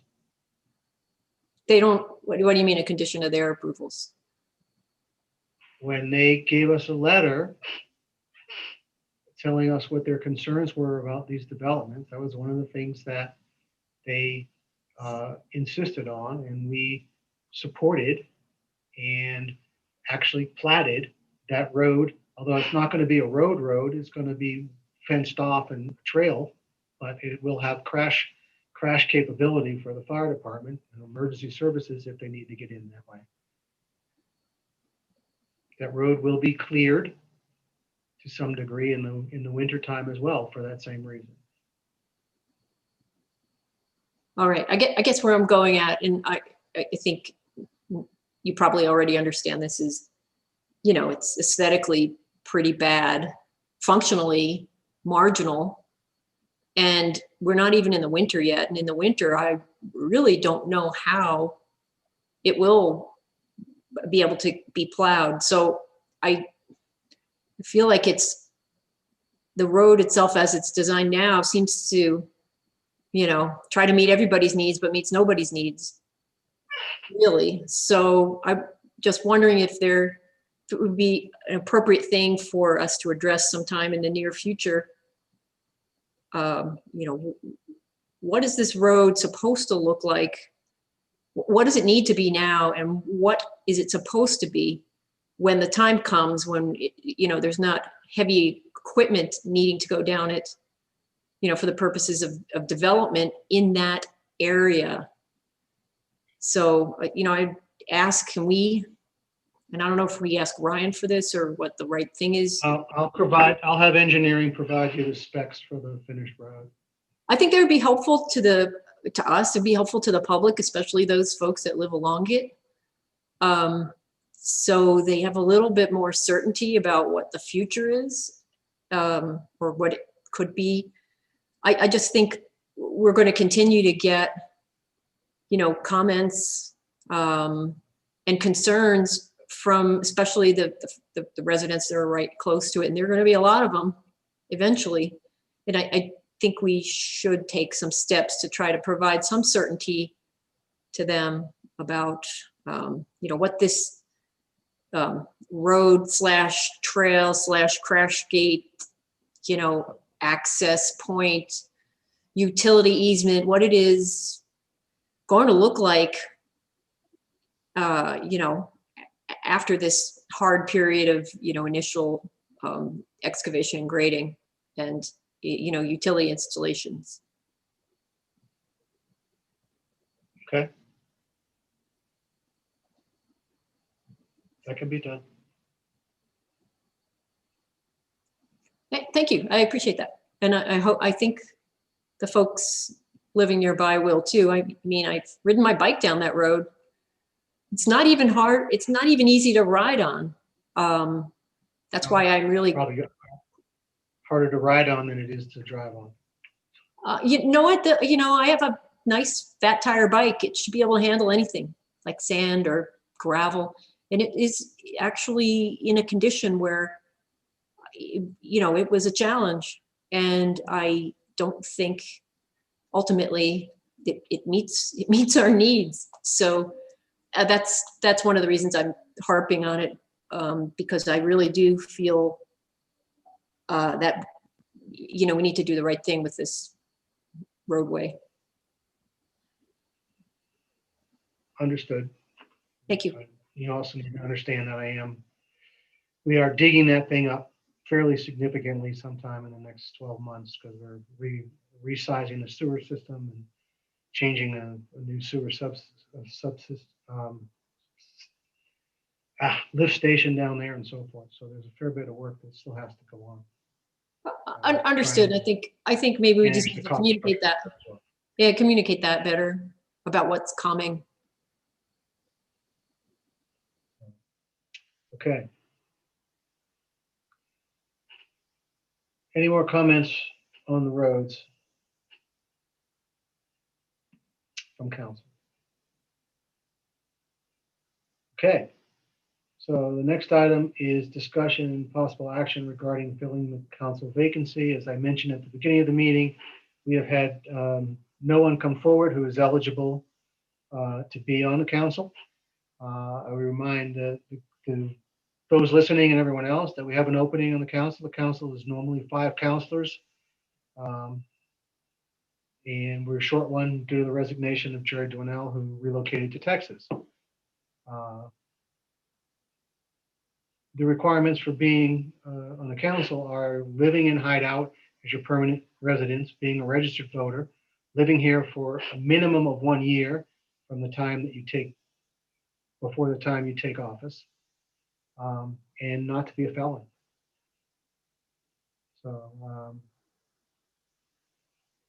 but we would love to have you get involved. We'd love to have more people get involved. There's a lot of people who spend a fair bit of time in energy providing comments to the town, for which we're appreciative. Have you recognized, I think there's also an opening on the planning commission. I think it's a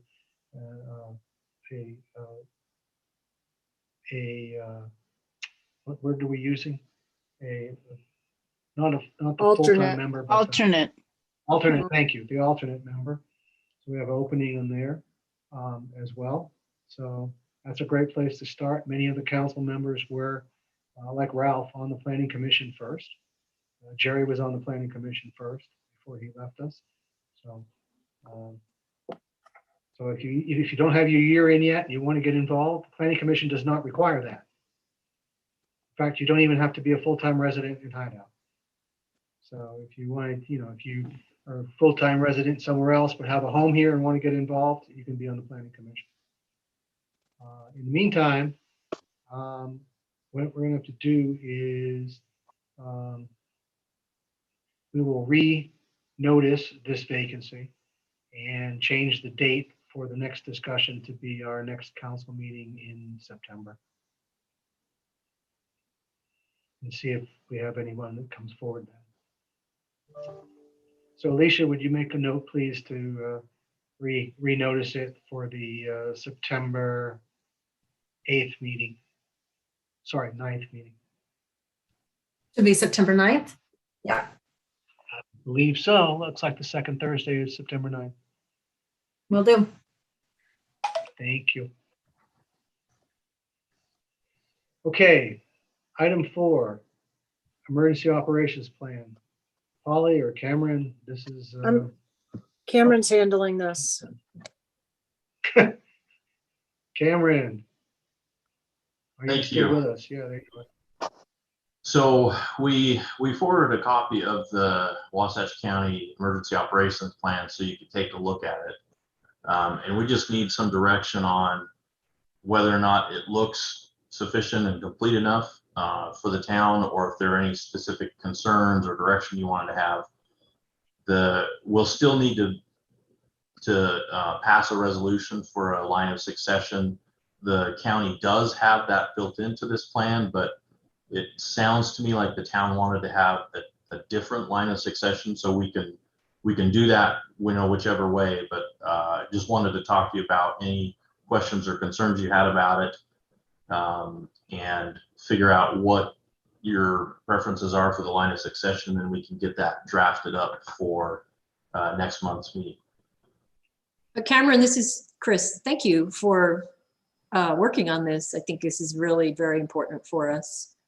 I did take a quick read through this, and it wasn't very specific about, municipal representation. I just remember reading that they would expect municipalities to be able to handle their own emergency preparedness, and then they could escalate it if it's, beyond if it's something that the municipality couldn't handle. And then there are lots of different, situations, plane crash, earthquake, fire, terrorist attack. They were all, I thought it was pretty comprehensive there. But what I didn't understand from the plan was what do we need to do from the town perspective to be able to be prepared ourselves beyond, perhaps signing on to be, under the Wasatch County, plan, but explain to us what we have to do from a municipal perspective to be prepared in order to work under this agreement. Sure. The purpose of having this plan is so that you can have practice scenarios, training scenarios, so that the personnel involved become familiar with how the operation plan works. And so even without this plan, the town would operate, essentially with the policymakers meeting and allocating resources to the extent that the town has resources. And then when they ran out of available resources, you would call the county, and then the county would step in with their resources. And so even without this plan, it would still operate like that. But what this does is it gives people something to look at before the event occurs, and an opportunity to practice and train through that, and so that everybody knows how it works. Because right now, without a plan, it would be just a little bit more haphazard. People would do the best they can, but this just documents it and puts it in place. And I think if you can turn to page, where is it at? In page 54 in the packet. In the 54? council. Yeah, 5-4. It's essentially a org chart or a flow chart, if you will, of how the plan works. And I know one of the concerns was, you know, if the town appointed the emergency manager for the county, how would that work? And you know, would the town officials still have control for, you know, expenses and resources and what was utilized? I guess, Cameron, I see this. It's page 75 in our packet. Oh, I guess mine's off. Sorry. You go to page Sorry, 75. what number? I thought he was looking at what I was showing, so. There. That's the one.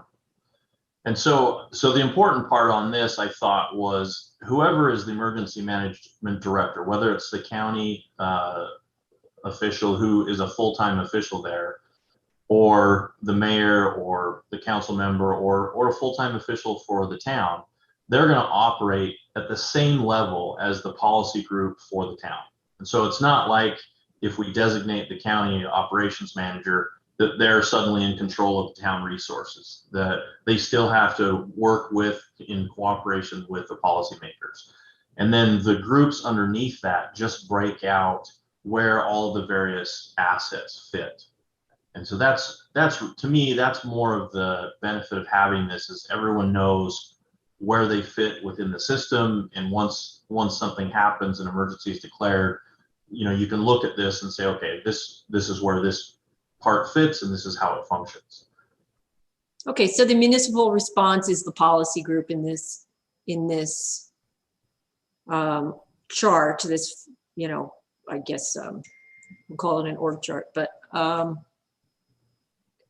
so doesn't that still obligate us, you know, even if we do, which I mean, I'm actually in support of adopting this, but that doesn't mean, we haven't done the hard work yet in the policy group to actually be locally prepared. Right, and that's part of this plan, right? Towards the end, it talks about training objectives. So once the plan is in place, then everyone involved, town personnel, the policy group, the elected officials, everyone would participate in a training program. And then you're going to identify, you know, where things work, where things don't work, where do we need more assets, by going through that. Can you just tell me where the training program is mentioned in here? I can. It is. I think in our packet, it's page 98. That's one thing I saw for municipalities where it says we can adopt programs beyond this, I believe. Let's see. So while you're looking at what page you're trying to find, Cameron, but this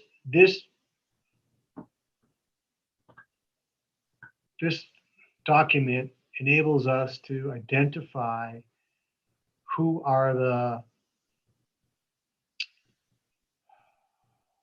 service providers that we would want to have interlocal agreements with in order to support response for an emergency type situation. So we already have a relationship with the fire district, with the police district.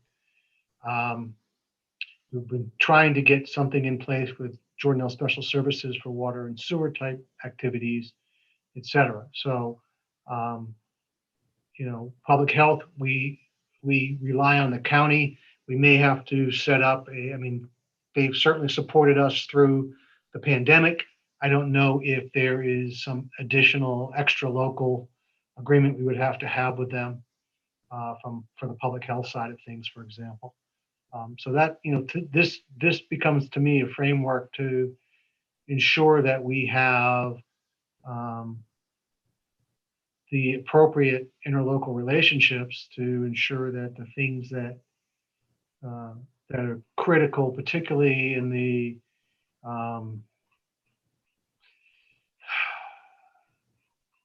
in these event table, which was quite, up here a few pages. These kinds of things that we have an idea of who we would reach out to for each of these events.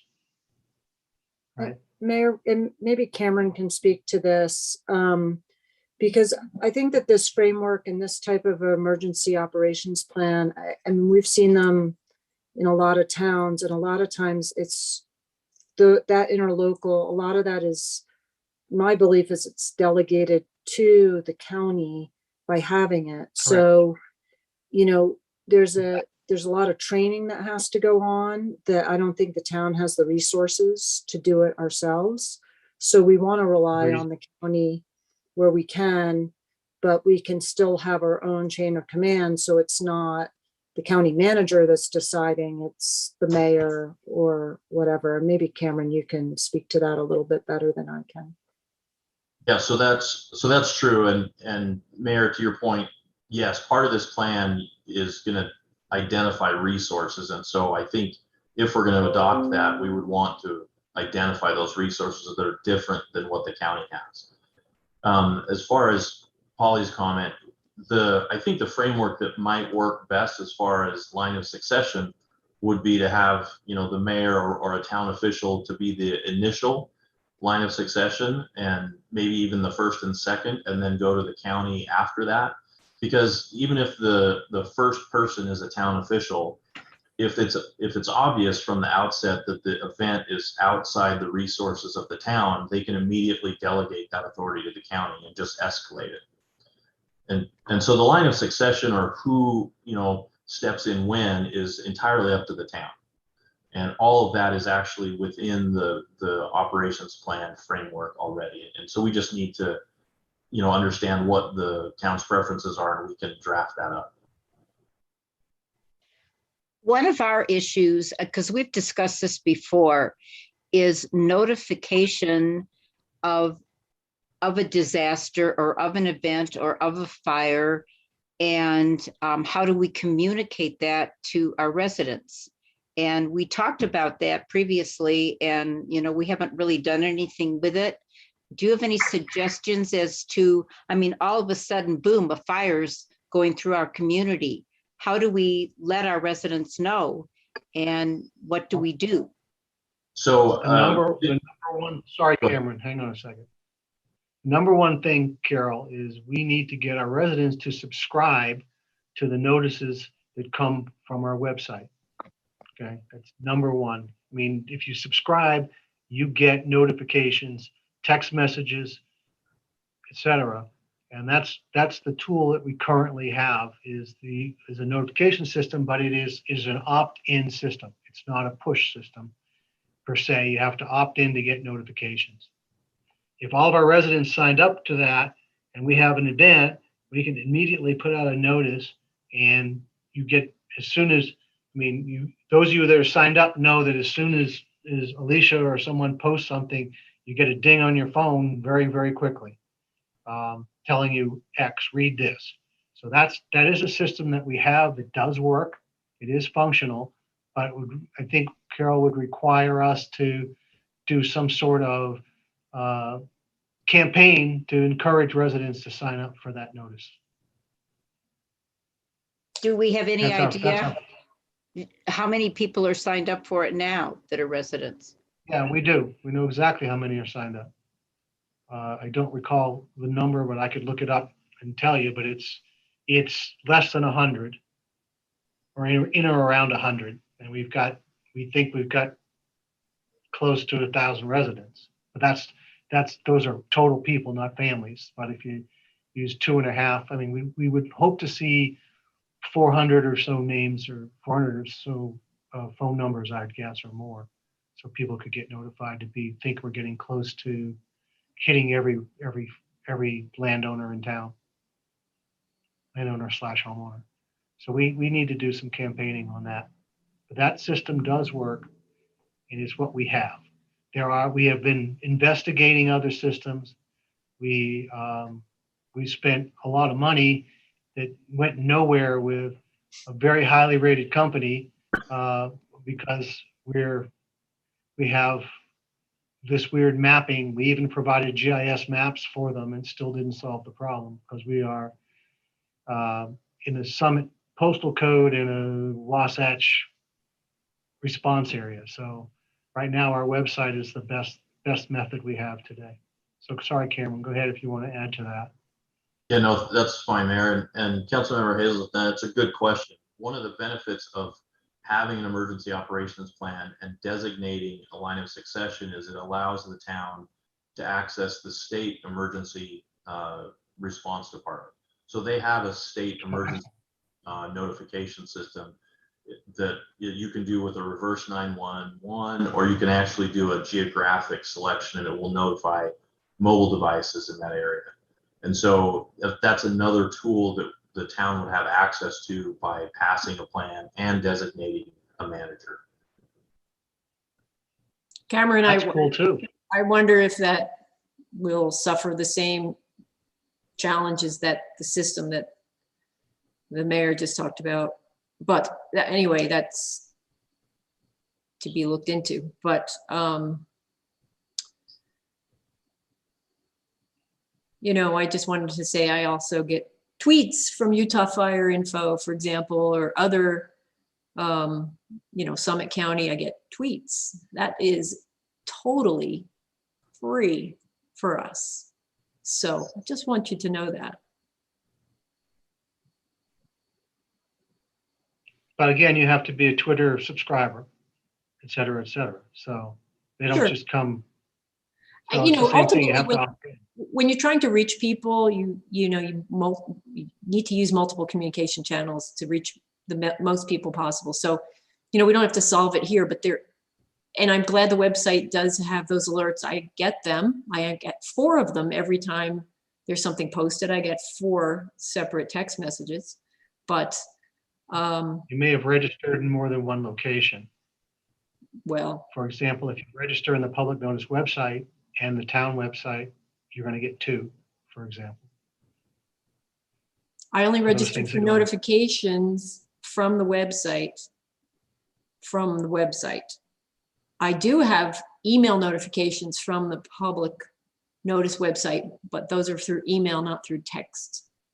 So I'm just saying I get 4 text messages.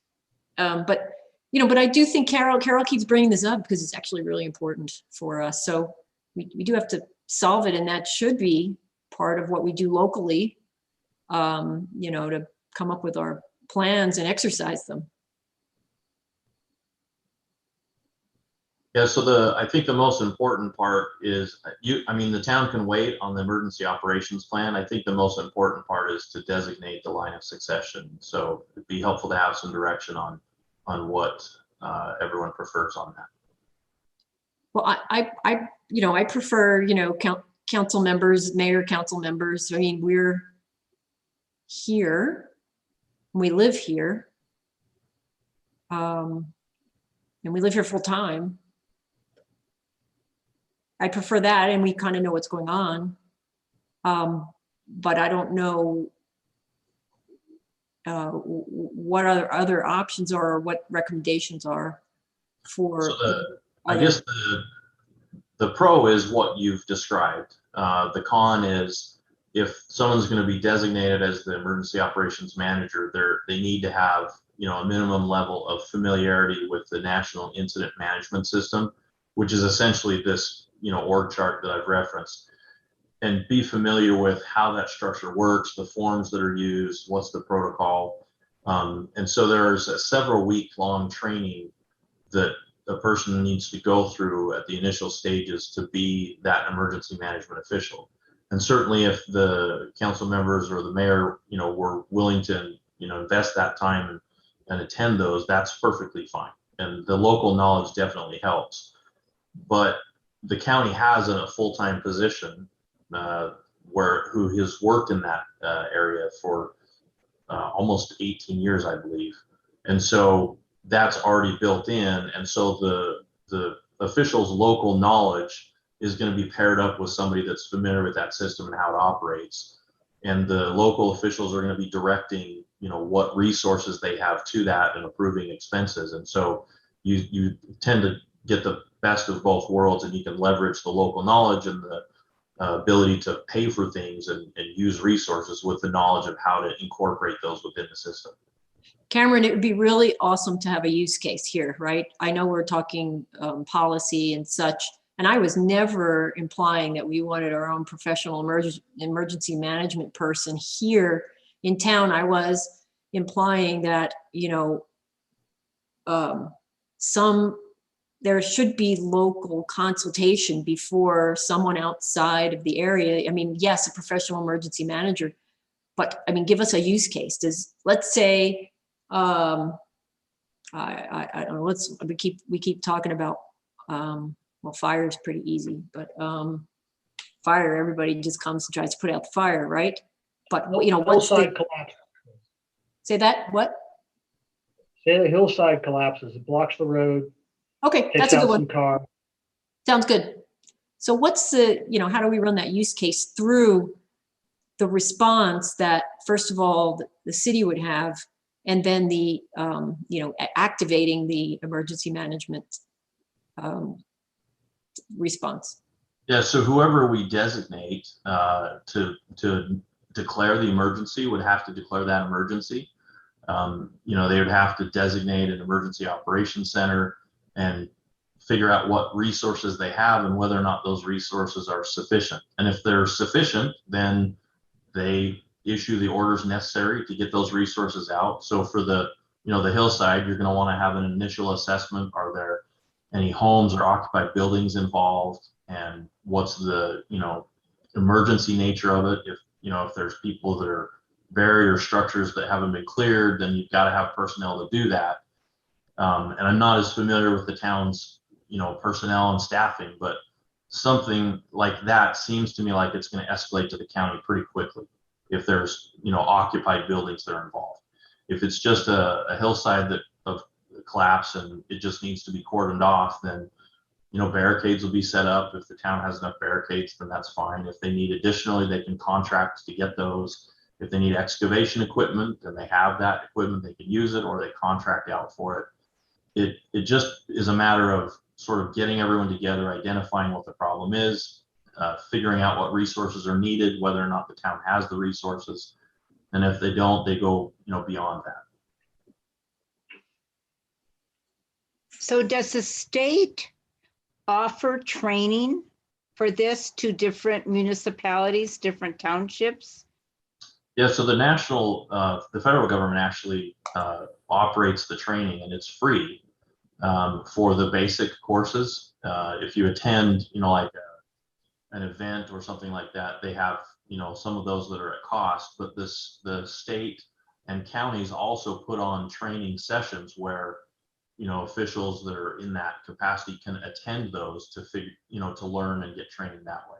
But the initial training is free. Most of it's online. And then there's, videos to watch and some practical exercises if they want to attend those. And Cameron, since we're part of the Wasatch County, are we already under the auspices of this EOP? So yes, Until we sign it. Yes, to the extent until we what? Until we adopt it. Okay, so we still that, yeah. So there you go. That's the question. So we still have to adopt it, and the way it reads, it somewhat reads as, we're under the control of the county and state, etc. We have to, but I didn't realize we also have to make a separate adoption, so to speak. So is that a piece of what we're going to do here? Yes, and the requirement for the separate adoption is a state law that was just passed, I believe, in 2019. Because what they're trying to do is they're trying to get every level of government to have a plan for itself, and then to nest those governments in, an escalating hierarchy to address disasters that are bigger. So even without this plan, if there was something that happened in Hideout, the county would likely call you and say, do you need anything? And if you didn't, if the town was able to handle it, then the town would handle it. But if it was something that the town didn't have the resources, then the county would just implement this plan and set up the operations plan and ask the town, what do you need?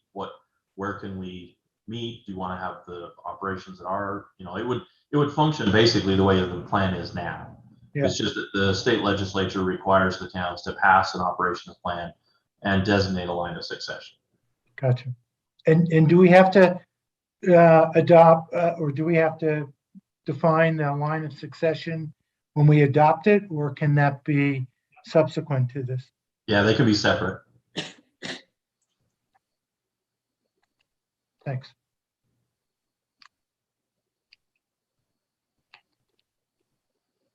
So I'd like to suggest that council and anyone else who wants to see it as well, go through the package that Cameron has provided and get your concern points in, and I'll work with engineering and see if we can't try and put together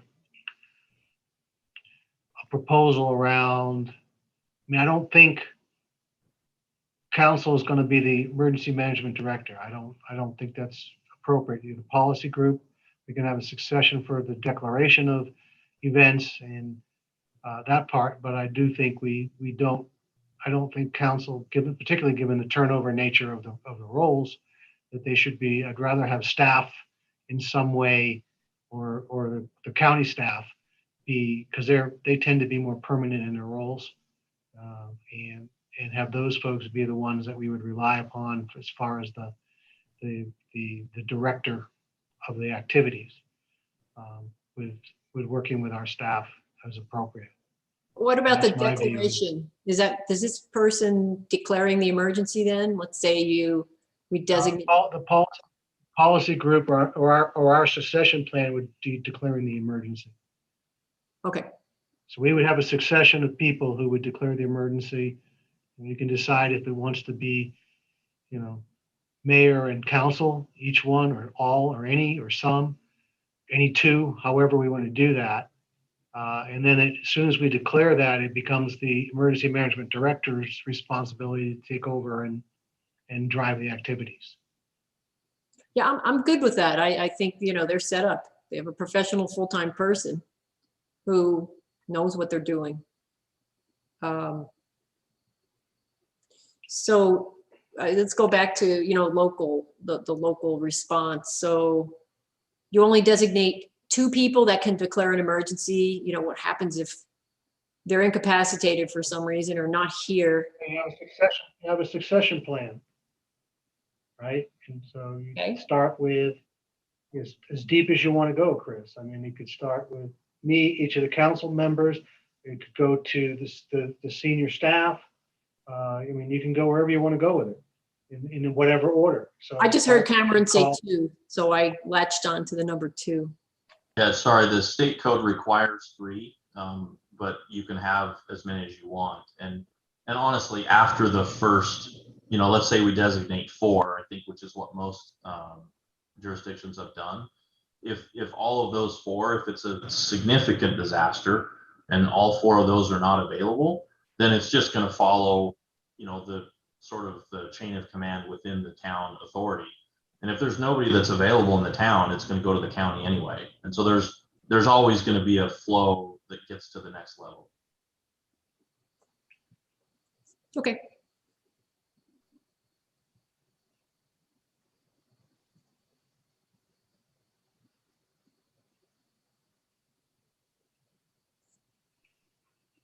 So I'd like to suggest that, because we haven't had this all that long, that you take some time to review it and send your comments in, please. In the next couple of weeks is ideal for me. And then I'll have the engineering guys work to try and figure out whether or not there are levels in here that we would want to respond to at the local level. Again, typically those are going to be more public works kinds of things, water leaks, sewer issues, road, interruptions, stuff like that. Snow snow events barring significant avalanche, stuff like that. But, law enforcement stuff, I think we're going to escalate immediately. Fire and emergency services, we'd escalate immediately. Other than trying to provide some guidance for egress for people, stuff like that. So I think I'd want the public works team to kind of look at what they think they're equipped to do on a first call basis before as part of us making decisions. So they can get barricades out. They can, stand out and be flag persons, assuming they're not involved, personally in the event, stuff like that. But much beyond that, we have limited amount of town equipment. So, we've got at some point fairly quickly, if it becomes significant, we got to call on the other resources. So let us know your biggest concern points. Carol, certainly your communication one is one of them. I know we have the ability to use town vehicles as a rolling microphone type thing, if we thought that would be addition to the notification system that we have. We certainly want to do some work to understand how the state system works, and make sure that they can actually reach us as well. I mean, the emergency broadcast system that interrupts our televisions and radios and even our satellite radios does work because I hear them. So I just don't know if the state has the power to tap into that service. I assume they do. That's another way to reach people. So we have to do some work on that one. I know that's a high priority one. Let's see what other ones come to your mind and let us know, and we'll do a bit of work on it between now and the next couple of meetings, and see if we can't, by the time October rolls around, be ready to have a solution that we're prepared to propose in front of everybody, and see if you all agree.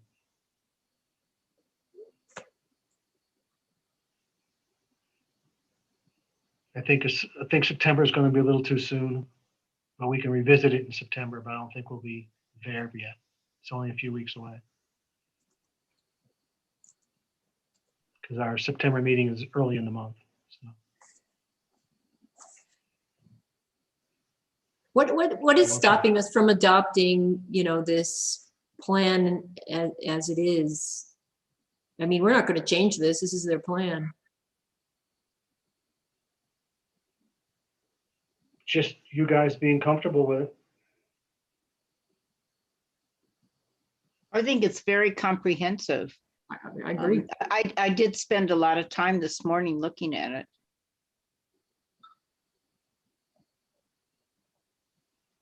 Well, I apologize. It sounded like you wanted some more time to think about it. Some of you wanted some more time to think about it, but I'm perfectly fine with moving forward with this at whatever we need to do, even if we don't have all the other T's crossed and I's dotted. We can have this So Cameron, together. is there any? Sorry, go ahead, Polly. I was just going to say we could have a resolution together for the September meeting and notice it up correctly so that you could take action at the next meeting. I don't know if Cameron has anything to add. Sorry. No, the only other thing I was going to add is it would probably be good form or polite to ask the county if we can designate their full-time employee as our emergency manager, but I think that's just a matter of some type of interlocal agreement. But beyond that, I think it's just a matter of identifying who we want in the line of succession, and whether or not this plan meets everybody's needs.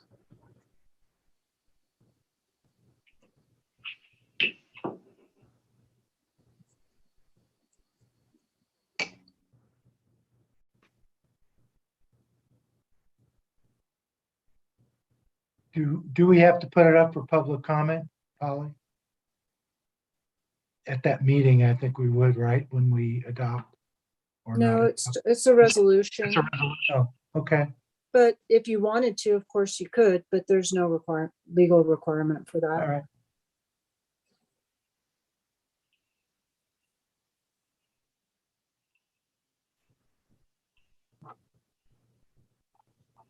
All right, well, I will take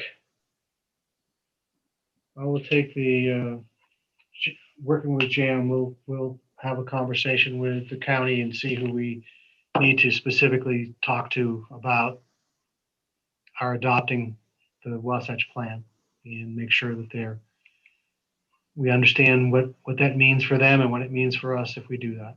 So we'll take that on. And just to let you know, Mayor, I did talk to their emergency operations manager, and so they're aware that we're considering that. Okay. He certainly wasn't opposed to it at the time that I spoke to him. So I think it's just a matter of sort of making that official agreement. Cameron, can you send me separately his contacts? Yeah, sure. That'd be great. Thanks. And I'll chase him down this week and have a chat.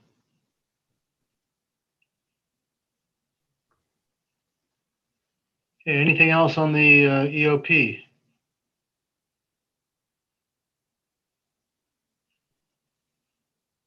Well, thank you, Cameron, for all your hard work on that. And thank you, council, for all your valuable comments. Very, very helpful. So item 5 tonight is an ordinance to amend Chapter 3.04 to replace the Board of Adjustment with an administrative law judge. Again, this is a mechanism that we use to, as far as our civil penalty stuff goes. Polly, you want to kind of take us through that? Yep, I was just checking the list to see if Thomas was here as well. He helped draft this, but basically, under our code, we have a provision for variances and a Board of Adjustment. And it's actually recommended by the League of Cities and Towns, and many municipalities have instead, for the appeal authority, adopted an administrative law judge. The advantage of that is that you don't need to find 3 members of your community and train them to be your Board of Appeals. I'm sorry if I call it Board of Adjustment. That body is used as a lot of, it is a Board of Adjustment.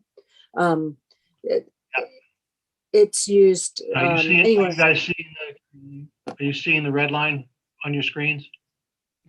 And because it was changing so much text, I sent it to you in 2 ways. I sent it both as the red line, which is changing the code, and then as a clean version so that you could actually read it, because at least for myself, I had a hard time reading the red line. But so what this does is, the advantage of it is you hire one person.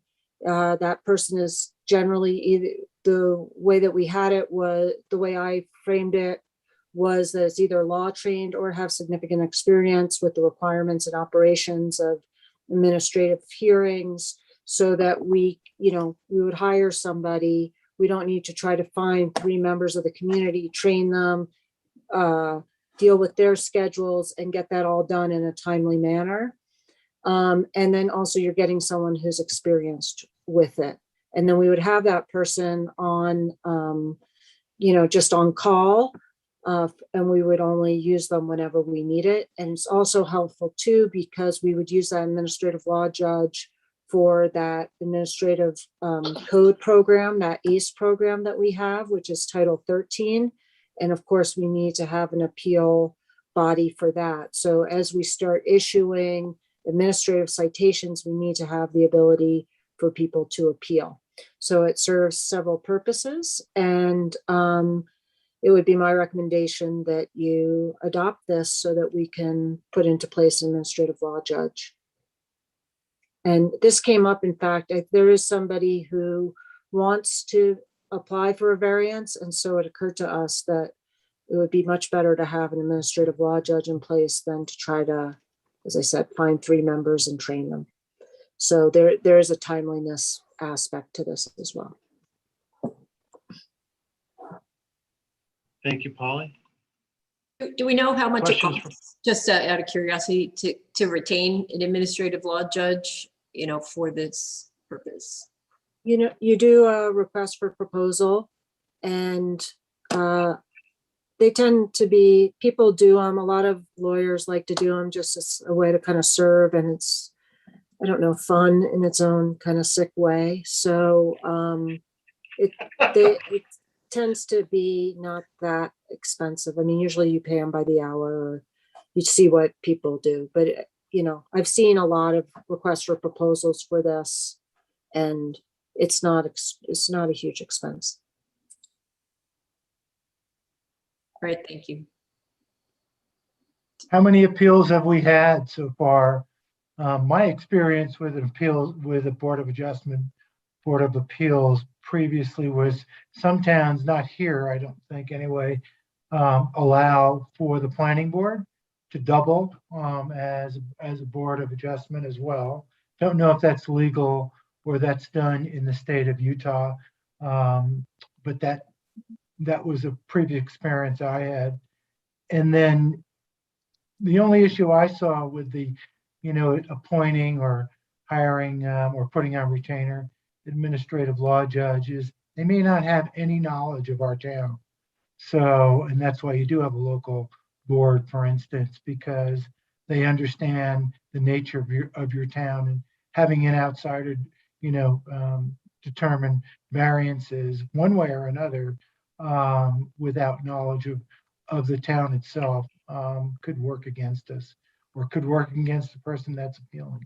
So any thought to that, Polly, or what other towns are Yeah, doing here on either topic? So, yeah, so those are good points. It's not, well, so the problem is that sometimes appeals end up going, there's overlap, right? So you don't want to have one body being an appeal body for the other.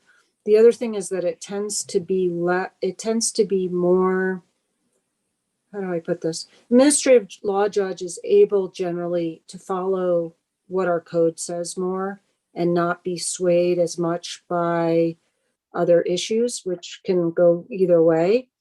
But, we get to pick. The way that it is that it's somebody who is chosen by the mayor with advice and consent of council. So it's not, you're not going to necessarily pick somebody who's doesn't know the community at all. We would try to find somebody who's knowledgeable and who can be fair. So, as I said, the League of Cities and Towns recommends going to this methodology of having an administrative law judge for appeals, for especially land use appeals. And so ultimately, I think our risk of further litigation tends to be better if you're using an administrative law judge. And I'd say in some ways, maybe it's cheaper. I agree, Polly. I mean, the whole point is to be impartial and to use the code and not to have the emotions of so, I mean, we still get to weigh in with this person as part of the whole process of requesting a variance. And we, because we're saying no for a reason and they're saying yes. So they get to understand our side of the story. But at the end of the day, it's the code. If it's allowed within the code, then, then shame on us for not having our code up to par, I guess. And we're stuck with that anyway if we have, planning If we commission. end up in court, yeah. So, so that's kind of the thinking behind it. And is that fairly common in Utah? Yeah, more and more. I mean, I see it, I'm on a lot of listservs for municipalities, the Utah Municipal Attorneys Association. And so I'd say a couple times a year, I see requests for proposal for ALJs. They have it in Salt Lake City, Salt Lake County, Vineyard, all over the place there. I think it's becoming the standard. Okay, that's good, great input. And do we know how many variances we've gone through at this point? Well, so since I've been here, there's been none, but I've been here for just under a year now, just about a year. I didn't see any evidence of one prior when Dan was here. I haven't heard of anyone talking about one, but I don't know for sure.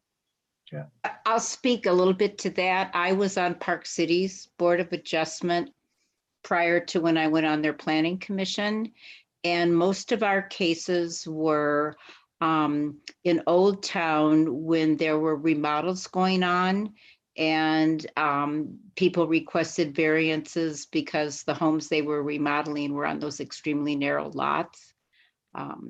And so, you know, we did quite a few cases. I mean, I remember going before, I can't even remember who I went before, if it was planning commission or what, but, you know, so where we have a really good code right now, the building codes and everything, it's probably not as prevalent, but when you're doing a lot of remodeling, you know, you do get requests.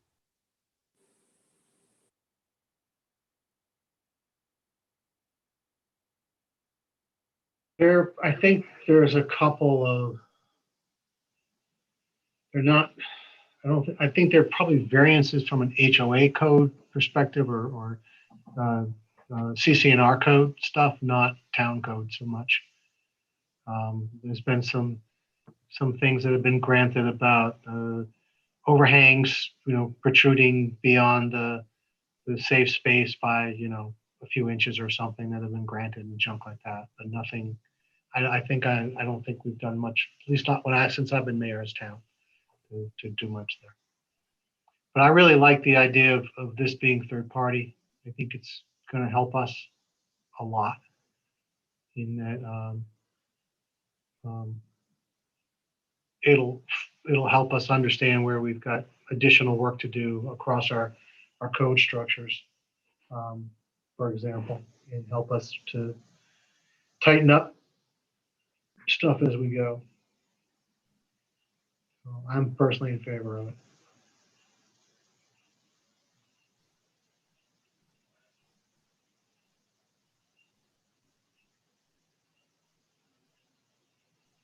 Other council comments?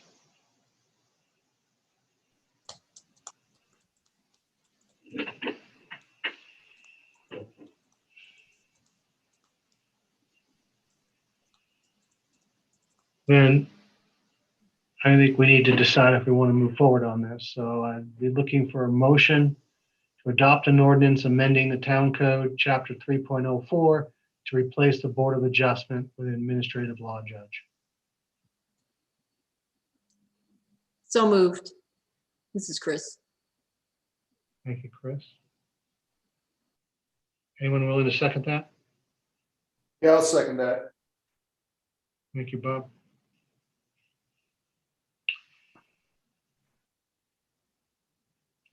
So, Ralph, Yes, how do you vote? yeah, makes Support? sense. I'm following your advice and Polly's here. Carol? This is tough for me. Okay. I'll say yes. You know, we can always change it, guys. If we don't like what we're seeing, we can always change it. It's going to be a lot easier to make it happen by having somebody already nominated. So, Chris, how do you vote? Yes. Bob? Yes. Thank you. Motion passes unanimously. All right.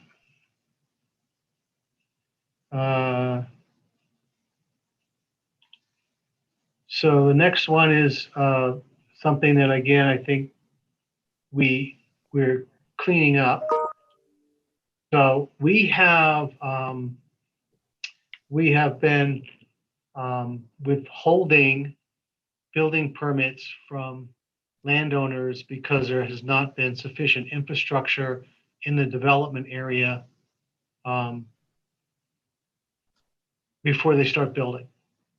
So we've been insisting on, water, for example, because of fire response, to have enough water and water pressure and hydrant and so forth to respond to emergency throughout the building process. That is the state law. We have been relying on the state law. We have not specifically listed this in our code.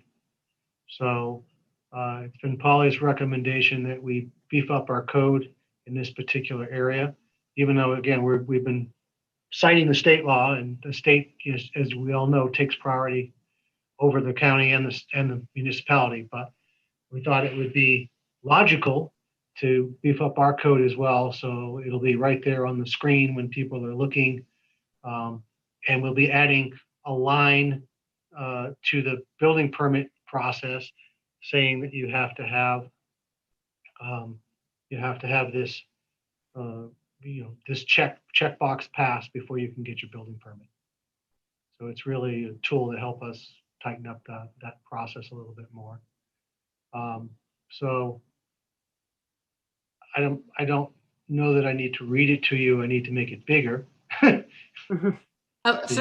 first of all, I want to say I'm glad to see this, really glad to see this, because there's just been a lot of activity around this, I'll say, the last month or more. But can you just simply list for us what infrastructure is considered part of this sufficient infrastructure ordinance? Yeah, so I can jump in. And also this kind of has it's two-pronged. One thing it's doing is making sure that there's capacity, right? Because if we don't have capacity, if a developer hasn't secured the capacity for sewer, let's say, or water, then what this is saying is we're not allowing any development until you have the capacity, right? So that's prong one, that's subsection A. And then subsection B is this, the concept that you can't have development unless you have the infrastructure in place. And, we call out minimal level of service for sanitary sewers, land drains, storm sewers, culinary water lines, fire flow and hydrant function, and roadways completed with compacted road base. And so what that ensures is that fire truck can get to the location while it is being constructed. And that is part of the fire code already. And this is very much tied to the building code and fire code. And there's also this exception, not exception, but paragraph C makes it clear that there are certain things that can be bonded for, and those would not prevent the not giving a permit.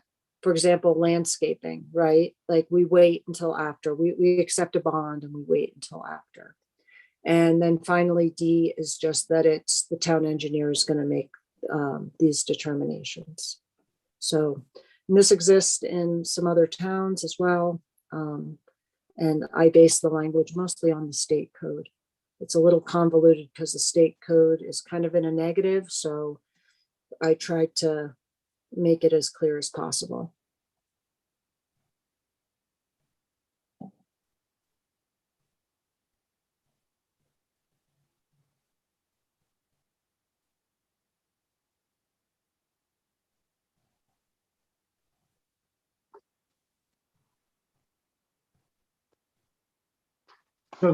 So Polly, there were a couple of questions I had. One was in B, could we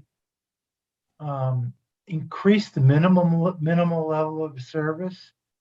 So you start building, you've met some minimal level of infrastructure service, but then continual building is maybe that falls below the minimum level.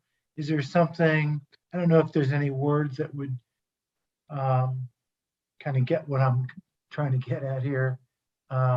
Is there something above a minimum level that will protect us even more?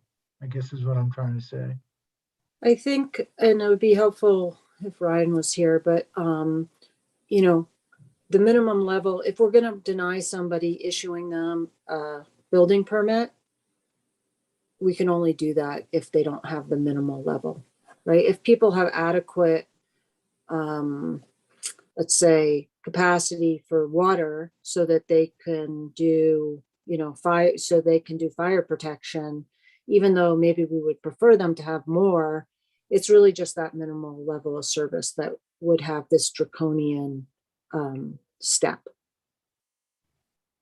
Right? Like this is basically saying you don't get a building permit. You can't even start building until you have a minimal level of service. And that's what we're really concerned about. Once there's a you know, the infrastructure and all those requirements, that comes with the plat process, and we would bond for that, whatnot, whatever the town needs are. But I don't think we can really ask for more than the minimal level. Okay, good input. And then what I think there was something alluding to assurance, completion assurance. Yeah, Is so that's that- in section C. So state code specifically says that for items which are not essential to meet requirements for building permit under the building code or fire code, we can accept improvement completion assurance. You know, those are those completion bonds or work bonds, and that's acceptable, right? So we can't deny someone if we've accepted the bond for it and it's not linked to those essential requirements for the building code and fire code. So Okay, landscaping is a great example of that, right? We require landscaping, but that's not really tied to there's no health safety issue for landscaping. So we'll accept a bond and not require it to be in place prior to issuing the building permit. Okay, Ralph, the way I was reading it too, I wasn't sure if we should include bond in there or financial instrument or something of that nature, but if you think this covers it, I'm also leaning towards what your write-up is. And that language, and sometimes it's awkward, but a completion assurance is the language that's in the state code. So I just mirrored that instead of using, you know, letter of credit or, you know, there's a bunch of different assurances that we would accept. We have language around what those assurance mechanisms can be in other parts of our code. So That's we what I was specify that thinking. it has to be Okay. an LC from a bank, you know, with X whatever. Cash You know, bond. we don't, you know, cash bond, et cetera. We don't just take, you know, some guy's promise, I promise to pay you. Back on your other question, Ralph, I mean, if, for example, and this has happened, that that the water passes the test, and then due to further construction, they actually cut the water off because they're doing tie-in work or whatever, and they haven't informed us. We have actually stopped work. You know, we have mechanisms to, if it falls below the minimum, Ralph, we have mechanisms to stop work and go after it again. We have engineering code, et cetera. So there, you know, this is not the only thing. This is just, if you don't have this, you don't get a permit. Once you get a permit, it doesn't mean you can do what you want. We still have mechanisms to go police the permitting. So yeah, I that feel makes pretty sense. confident that Thanks, we're Bill. covered. Yeah. We're covered once they're starting to move forward. We have, you know, all kinds of other things. I mean, it's Kent's joy in life. And I wasn't sure if we wanted to be more explicit here in B and C, but that's fine.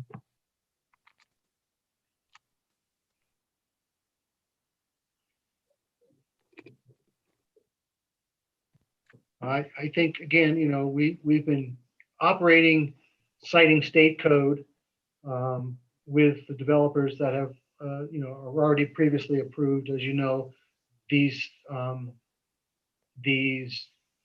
ordinances don't, they apply to new work, not to old work. So anything that's approved is still, they still have to do this. We've been applying it even though we haven't had it in our local code. It's just makes it clearer for us going forward.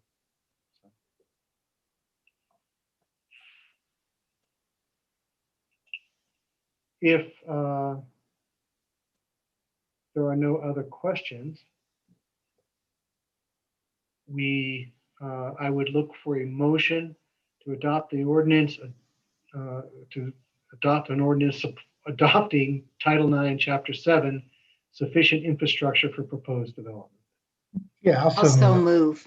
All right, thank you, Ralph. Carol, you want to do the second? I'll second. Yes. Bob, how do you vote? Yes. Thank you. Chris, Yes. Carol, Yes. thank you. And Ralph. Yes. Thank you. Motion passes. Thank you. Okay. I am stunned and amazed to state that we are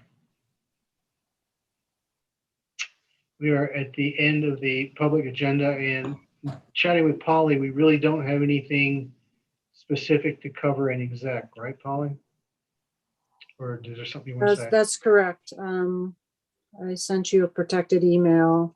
Unless somebody wants to discuss that further, then I think we are good to not meet. All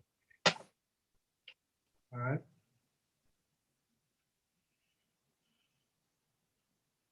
Then I'd need if the council's agreeable, I want a motion to close the meeting and call it a night. So moved. Thank you, Bob. I'll definitely You wanna second. that? Thank you, Ralph. Okay, all in favor? Yes. Aye. Aye. Okay, I heard you all. Thank you. We will close the meeting and see you in a couple of weeks, because I think we have another meeting scheduled this month to cover a couple other things. So we'll be back in a couple of weeks. Again, thank you all and have a safe night. Okay. Thank you. Thanks. Good evening.